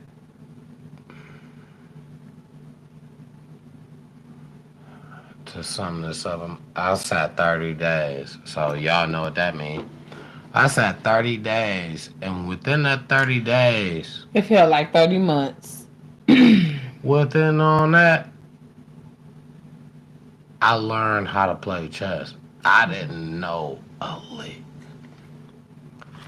They said, play this. I ain't got nothing but time. I got my ass whooped for like probably 2 weeks in a row. Just ass whooped. Because I ain't understand. So some people are playing chess. So when you first got there, that's when they first taught you how to set up the board, taught you what each player meant. You already knew that. No. They wasn't no teach you how to set the board set up. Hey, young dog, you play this? No, I don't fuck with that. Man, come over here, let me show you this. No, I don't fuck with it. First couple days, I don't fuck with it. After I ain't got shit but time, next time a nigga asks me, I guess I'ma fuck with it. Every day. So I guess I'ma fuck with it, right? I guess. Do that mean so now I'm gonna reveal to these motherfuckers that I don't know shit about it? Or Yeah. I'ma just pretend? No. Okay, so I guess equals I'ma reveal so that they can learn. So that I can learn. Cause why I'm gonna Or lie? so you could be taught. Cause obviously, nigga, you been asking me for days. I know you good. I've been seeing you play. If I say And I you play, just want somebody to play. Right. You trying to find somebody else to play. Right. Even if nobody else don't want to you play. You can play everybody that said they don't play. Right. So now if I tell you, oh yeah, I know how to play, now you about to play hard. You about to whip my ass. Now I'm about to look dumb as hell. So I told the nigga, no, I don't know how to play. So the nigga took a teaching moment. The nigga taught me. Whoa. Ooh, I love that. Ooh, say that again. And he had just a moment where he kind of taught me. Teaching moment. Teaching moment. Now, give me some backstory on this. Nah, we gotta go to bed in a minute, so I ain't gonna draw this out too much. But how old were you at this? This was 30 days. You did 30 days. So we're gonna say we're gonna give it 21 days of learning chess. Because if you was there 30 days, I was a 17. week, you was like, no. Okay, so you was 17 years old. I was 17. Okay. 30 days of chess. That was my, because that was during and my 21 days of chess focus. So after the first week, you was like, okay, now I'm about to learn. Days, I ain't gonna lie. No, 21. 30 was the first. 30. The first week you was like, I ain't playing this shit, and then maybe like, let's say if the first week started on Monday. Because you got there Monday, right? Because one by Friday you broke down. I know. I've been there 4 days. I've been in jail 4 days. I've been in jail 4 days. So that shit probably felt like that to me, but that was probably like 5 days, probably a week. But that's why I said. So you got there Monday. By Friday, you buckled down and was like, all right, I'm going to tell these niggas I don't know how to play, but I'm going to at least learn so I can be able to do something while I'm in here. Right. So you was watching at least for 30 days. You might not have been playing for 30 days. But we're going to say you was watching for 7. Watching for 7 days, and you was playing focused for 21 days to where now you're going to try to learn. Yeah. Right? Yeah. Okay. Because even if you watching somebody else, it don't mean you still kind of got your focus on because you like, damn, why did he do that? Nigga, I would have did it. Nigga, right, like, what is but that? You can't say that because especially on chess. And you in jail. Yeah, right. So you can't tell you understand the other nigga about to be mad as that bitch. Why the fuck? You saying it in your head because you confused. You don't know what's going on. And God rest her soul. My grandma played checkers and Keno with me when I was little. So I knew how to play checker, but she never played chess with me because maybe she never knew how to play. So like how people be like, it's not checkers, it's chess. You looking at this like it looked like a checkerboard, right? And yeah, your checker pieces is only these little things, and the chess pieces is these little shapes or whatever. But the board looked the same. So when people get to moving crazy, all kind of ways, right? So where if you know how to play chess, that's not crazy. But if you only didn't play checkers, you know you're supposed to go dot, dot, dot, dot. You know what I'm saying? All this follow a color. Exactly. All this crazy shit, how they be doing on checkers. I mean, how they be doing on chess. Yeah. If you don't know the rules of the game, you don't know the differences of the players. You don't know. And that's where the strategy of life comes in. So where people be like, they should teach you chess as a young person so you can know how to navigate through life. And that's why as if it's a chessboard. This chess, not checkers. That mean this something that's exactly what you had to think about, nigga. You couldn't go with the flow. This ain't no go with the flow type deal. And a kid who got stopped at playing checkers, right? Mm-hmm. If all your grandparents, like how my grandmama only taught me how to play checkers and Keno, which was checkers and poker mixed together. Mm-hmm. If that's all your grandparent or parent did taught you how to play, then you don't know how to play chess. Facts. And God forbid you have to go to jail to learn. Because you know why though? Because chess wasn't a common game to play. in the black Because community. A lot of people didn't understand it. A lot of And black kids start playing it either if they went to a white school, or the black people start playing it when they went to prison with white people. It was Parks. That was after the prison shit. Back. Remember, the prison shit go all the way back. Jen checking in. There was Parks way back. There was Parks that individuals play chess in. That's where they gathered to play. Baby, let me explain to you. T. Let me explain to you that the parks, these people start coming to the parks to play chess after they got out of prison. We didn't even have money to buy a chessboard. They weren't teaching us how to read, let alone play chess that they know was going to teach us strategies in life. We start learning chess in prison when we start being integrated in prison with the white boys. And then we brought it back to the streets, to the parks, to the hood, to the trap, even though the trap was different. I'm gonna tell you what I think about when I think about that. I think about Malcolm X. I think about Malcolm Little. Not Malcolm X, but Malcolm Little. Malcolm Detroit Red. That nigga that was in prison learning chess. So my question to you, was that once not a competition or not?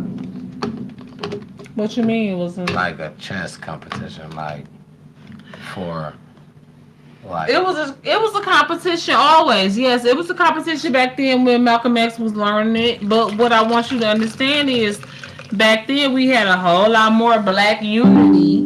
You know what I'm saying? So if you had a new black guy coming in, right, who didn't know how to play chess because he been out on the street, out with the white people that wasn't teaching him nothing that was going to teach him. You got this black guy coming in to the prison. You want to teach him at least the basics of the game, so he can team up with you against the white people. I think that what you need to do is you need to look back a little bit. Chess was a thing that was in school. Chess was a competition.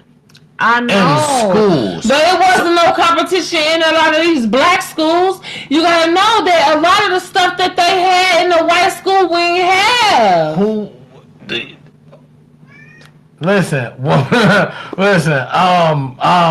One of the first famous black chess person, if I'm not mistaken. I'm not saying none of them didn't have it. I'm saying he was black. If I'm not mistaken, one of the first famous chess players that was good was a black person, and I could be wrong, right? And I'm gonna do my homework, and I'm gonna come back. But one thing about chess is, I'm gonna write that down. One thing about chess is, you cannot take this away from our people. Like, our people have not ran this game for the majority because our people are brilliant. This is our people. This is our people. This is our people type of game. Right? When I learned this shit, right? This shit is the war. Chess is the war. It's basically conducting the war on a board. You got pawns, you got rooks, you got all the shit before you get to your king and your queen, right? But your queen, you protecting that motherfucker. You will even send your king out before your queen. Before your queen, baby. Because you lost your queen, you lost the game. I like that. I'm about to use that. If you lost your queen, you lost your queen, you lost the game. The game is over. So it's very important that you conduct this in a certain way, that you know your soldiers went out and died for a reason. When you start losing your big men, you were losing them for a reason. Cause you lost your queen already. No. Your queen is once you lose your queen, the game over. That's what I'm saying. If you lost your queen, So you didn't lose her yet. You lost. They got pawns. They got rooks. All these niggas are the forefront.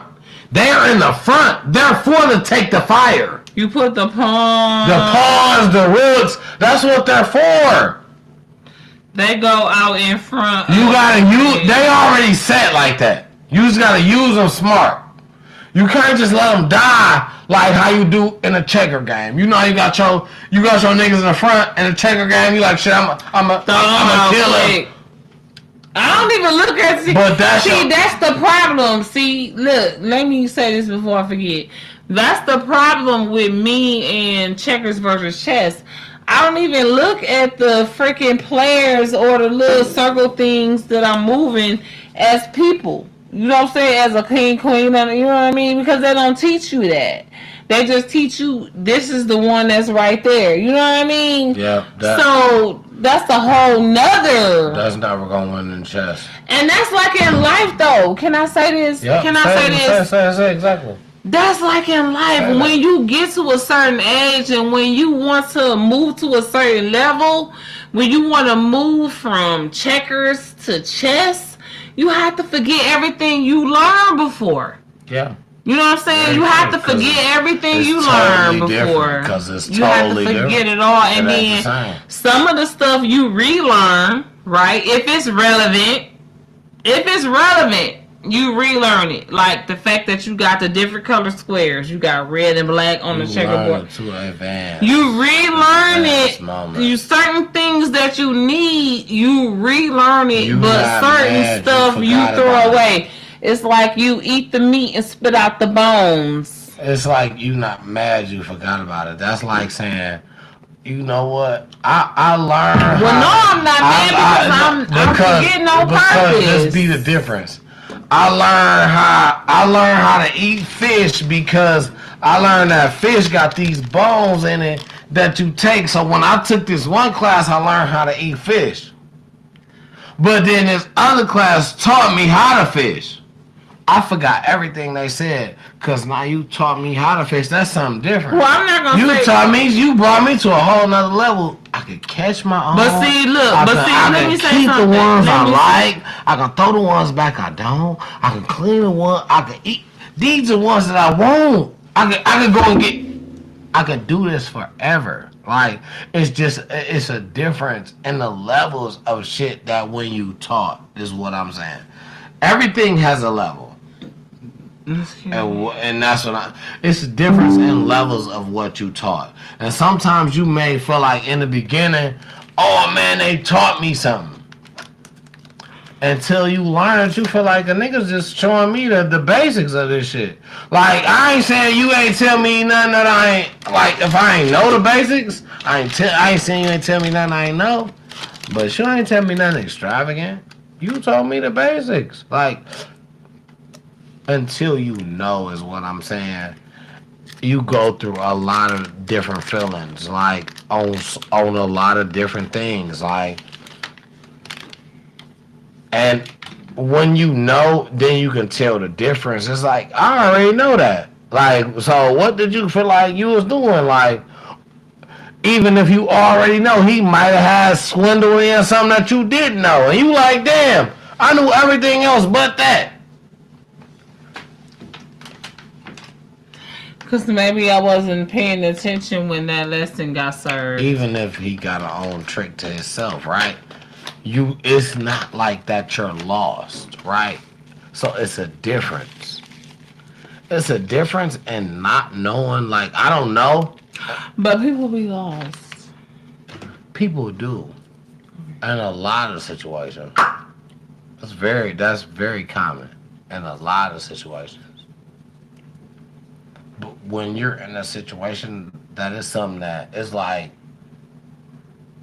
I know this. But, okay. I forget what. No, we were talking about. No, I do the same thing. We were talking for 3 hours, so it's easy to lose your train of thought. But I mean, we we don't all have been lost, and it's easy to get lost in love, right? When you in a relationship with somebody and you lost to where you think you going left, because normally if somebody is on their way here, they will go left, right? Case in point, you know what I'm saying? We go downtown, right? Normally, if somebody is going downtown, they will, leave here, go X, Y, Z, left, right, hit on the freeway here, go right. You know what I'm saying? But you got some people who choose not to even get on the freeway. So their path will be different. Their journey, destination, same destination. You know what I mean? Destination. And it's easy to judge or to look at somebody that's in something that's different as if it's wrong or dumb or whatever. That's why I have to check myself all the time, especially in this new generation. And that's why I feel like it's important that we be willing to grow. You be willing to move with the cheese. Y'all new generation different. I heard a saying that I've never heard before. I'm not even gonna tell y'all what it means. I'm trying to see if I can get it right. He said, okay. It must be crazy. If we got any YNs in here with us right now, I want y'all to tell me what's the definition of a YN who say I be bopping. If you ain't in here with us right now, leave a comment, cause I ain't even gonna say what it means. What the fuck does bopping mean? He said I be bopping. I know the meaning. I just want to see if anybody gonna come with it. You come with it. Matter of fact, talk about it next week. Matter of fact. We'll talk about it next week, and on the next week's event. If somebody get this right, I'm cash apping you $5 on the next episode. I know $5 ain't a lot, but I ain't got a lot of money, so I don't care what y'all say. Yeah. But I'm giving y'all something. You ain't gotta work for it. We finished. Matter of fact, I do you one even better. I give you 10. I'm giving y'all 10. If you know, that's 2, 3, 5s, and we'll tell you where you can go get a $5, 3, 5 of that marijuana if you don't already know. Okay. And listen, I'm giving you $10 if you know what bopping means for the YN. Okay, so wait, hold on.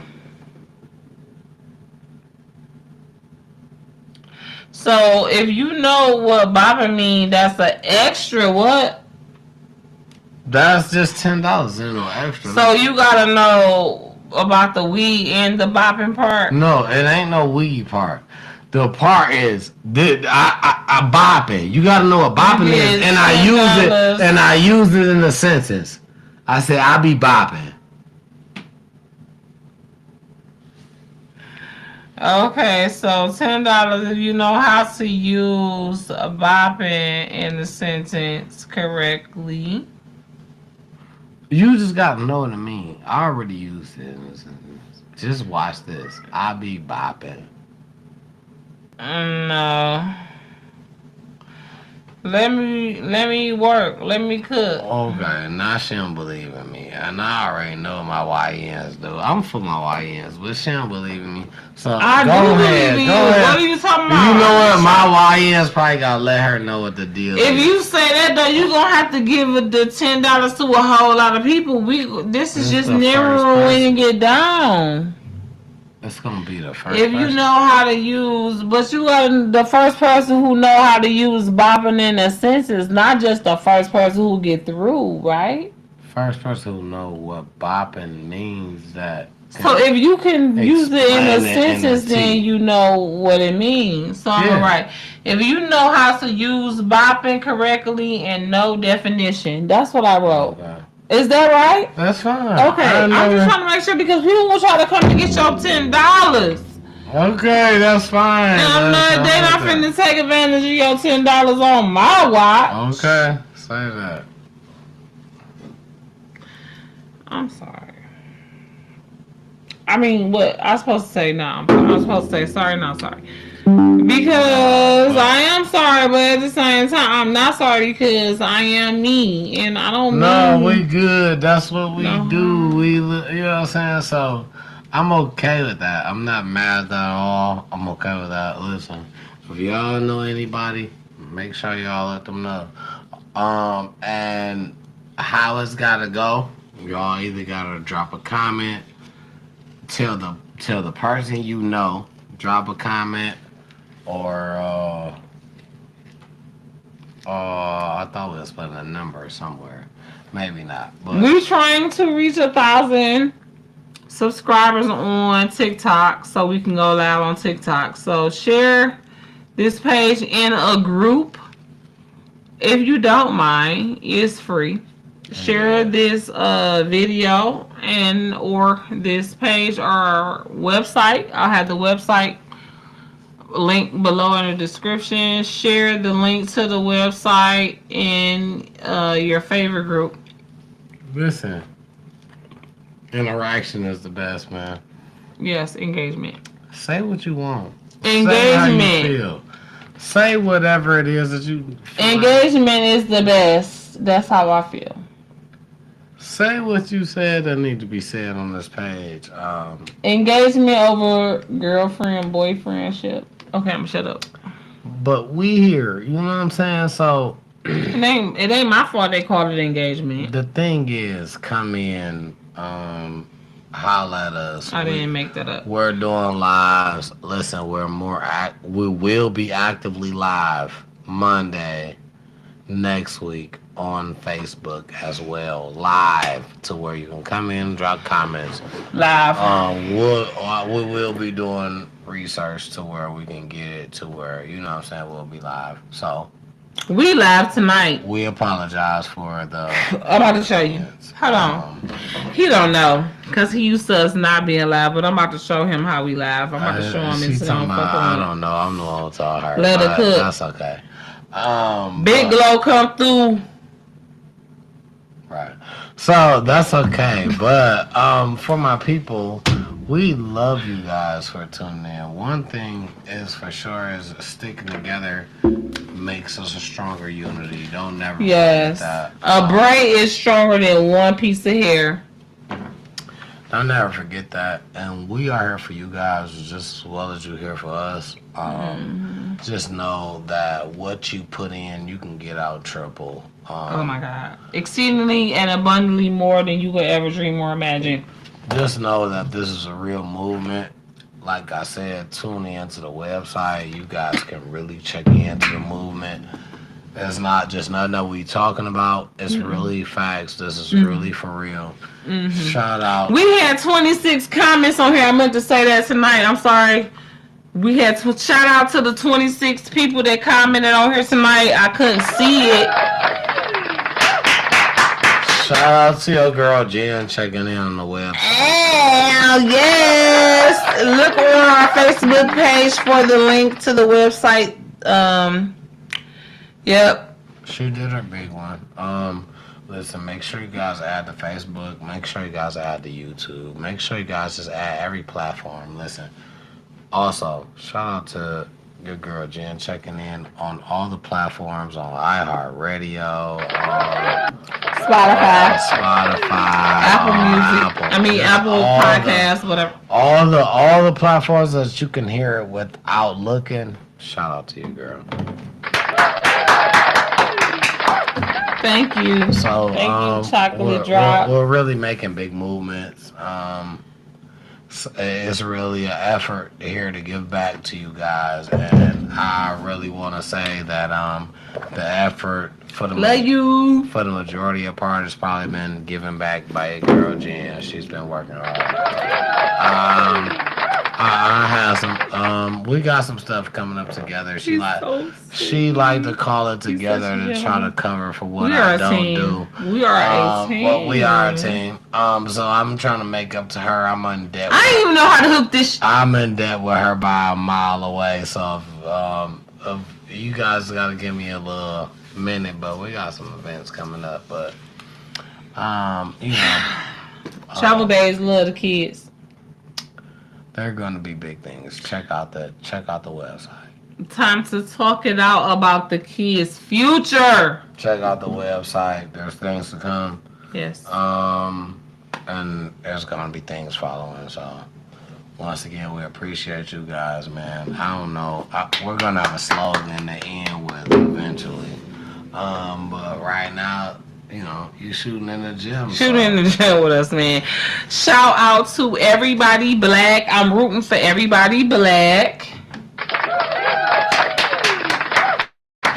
It's National Minority Health Month. It's Stress Awareness Month. And it's Financial Literacy Month. There are a bunch of other months that are being celebrated in April.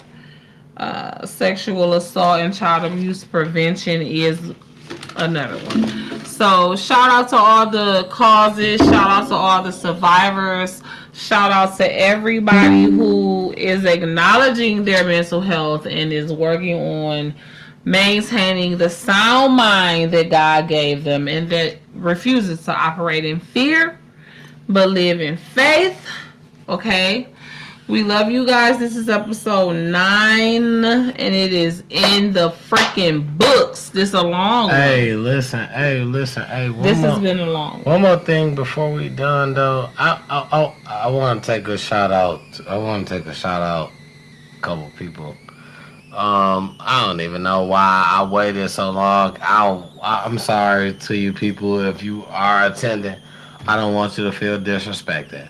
I want to shout out Casanet first and foremost. Casanet. First and foremost, Casanet has been a big influence on everything that he's done. Yeah. He's bought his people a house somewhere. Casanet. Yep, to everybody. So he had to get on their nerves, like inviting people over and he stuff. Bought a whole, no, he used to rent them ones that they was doing them in. He bought a whole one, so all of his friends, fandom, fucking like the Detroit Castle nigga. Duke Dennis. He bought so everybody could come and record in. Big shout out to Casanet for that, man. You a real one, man. Listen, I'm glad that you was the one who got money. Casanet also invited Steve the Stoner over. Steve the Stoner, I do not like your dance, Steve the Stoner, but hey, at the uptown. But Casanet, I knew Casanet invited him over. Casanet said, shout out to Steve the Stoner and Casanet. I'm still gonna shout you out because I don't. But Steve the Stoner, he don't like you, so. Yeah, we gotta do that too. And then you know what? Another thing, last but not least, with Casanet, is very heavily that it's supposed to be another 106 in Park with Casanet and Keke Palmer. Shut that up. Big shouts out to that. That would be great. Casanet also, me and Jen checking in would love to come and shoot a fucking stream with you if that's possible. We will tag you in here. You will know about it. We would love to come and do that. You know Say that one more time, love. Hey, Casanet, me and Jen checking in. Would love to come. Me and Jen. Please, man. At least we want to come in the basement because that look like the basement. No, I mean it looked like his room. But listen, check us out. I loved every video. Sexy Red, fucking Drewski and Kevin Hart, all of it. Listen, Casanet, man. Check us out, man. At least send us an inbox or something, man. Listen, man.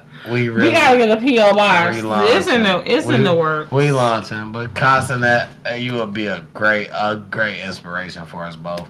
Somebody we can both talk to, maybe get on the set with you for a minute or whatever. It'll be greatly appreciated. Shout out to Kai. Alright, man. As a regular, man, we do this for y'all, man. It don't matter what, man. Rain, sleet, snow, gotta work the next day, gotta go and do whatever. We do this for y'all. That's how much we really care about trying to put on for but our for real. people. Like, for real. No, but for real. You guys are a blessing. Okay, let me just look. Like, I just want to go and do a little cheat sheet. I just want you guys to all know that you guys are a blessing, and I just want to see the level of support, okay, that we have here on YouTube for the channel Jen to check it in, Lord. Jen checking in, okay?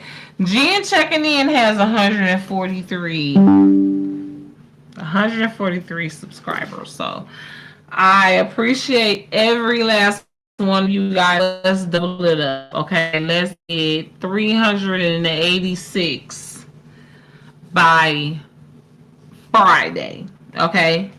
I challenge you guys, 386 subscribers on Jen checking in by Friday. And so in the same note and with the same finger, I need you guys to subscribe to Time to Talk It Out podcast. It's going to be tagged in everything I post, and I'm going to go and redo my old videos. TTTIO podcast at youtube.com or yeah. Make sure y'all subscribe, man. Listen, y'all gonna find a way. It's Let gonna me show be. y'all the logo. It's gonna be navigation to everything else. I want y'all to know that it's a couple different sites, but we gonna separate. You know what I'm saying? We gonna separate. Kind of. It's what you want to see. So. Wait, can I ask you a question right quick without seeming weird? Because I know we was able to go live on Facebook, but did you know we were live on YouTube as well? We was not live on Facebook, but we probably was live on YouTube. Oh, is that what it is? That's what it is.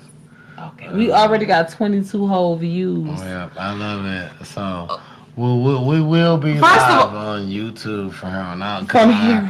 I did see a thing that let us live. It was a surprise to her. She don't know, but we working. We're working.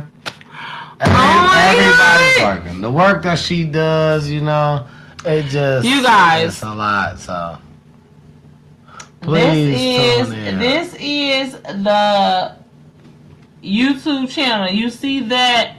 Don't pay my nails no attention. I do here. That's the logo. We're just gonna send it to them. We're just gonna send it to them. Please tune in, guys. Listen, click in the description. This is like that. This is a movement, man. With you guys, it's because of you. Because of you, y'all shooting in the gym with us. That make us go harder. You know what I'm saying? So we got. I'm ready to upload a video tonight. Look at her. Y'all got her ready to turn up. Y'all got her ready to turn up. Upload a new video right now. We appreciate y'all. We love y'all. We love y'all for real. We love y'all 100. One thing is that, listen, stay tuned. And it's going to be more to come, man. It's only episode 9. After this one, just imagine we in double digits, man. We talking crazy, man. We got some crazy giveaways coming up. Yep. We got some barbecue contests coming. We got some stuff coming up, man. Check our website.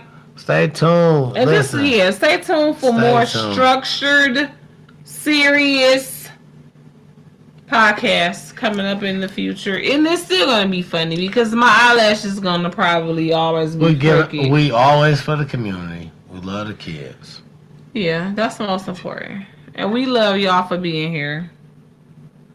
Thank you so much.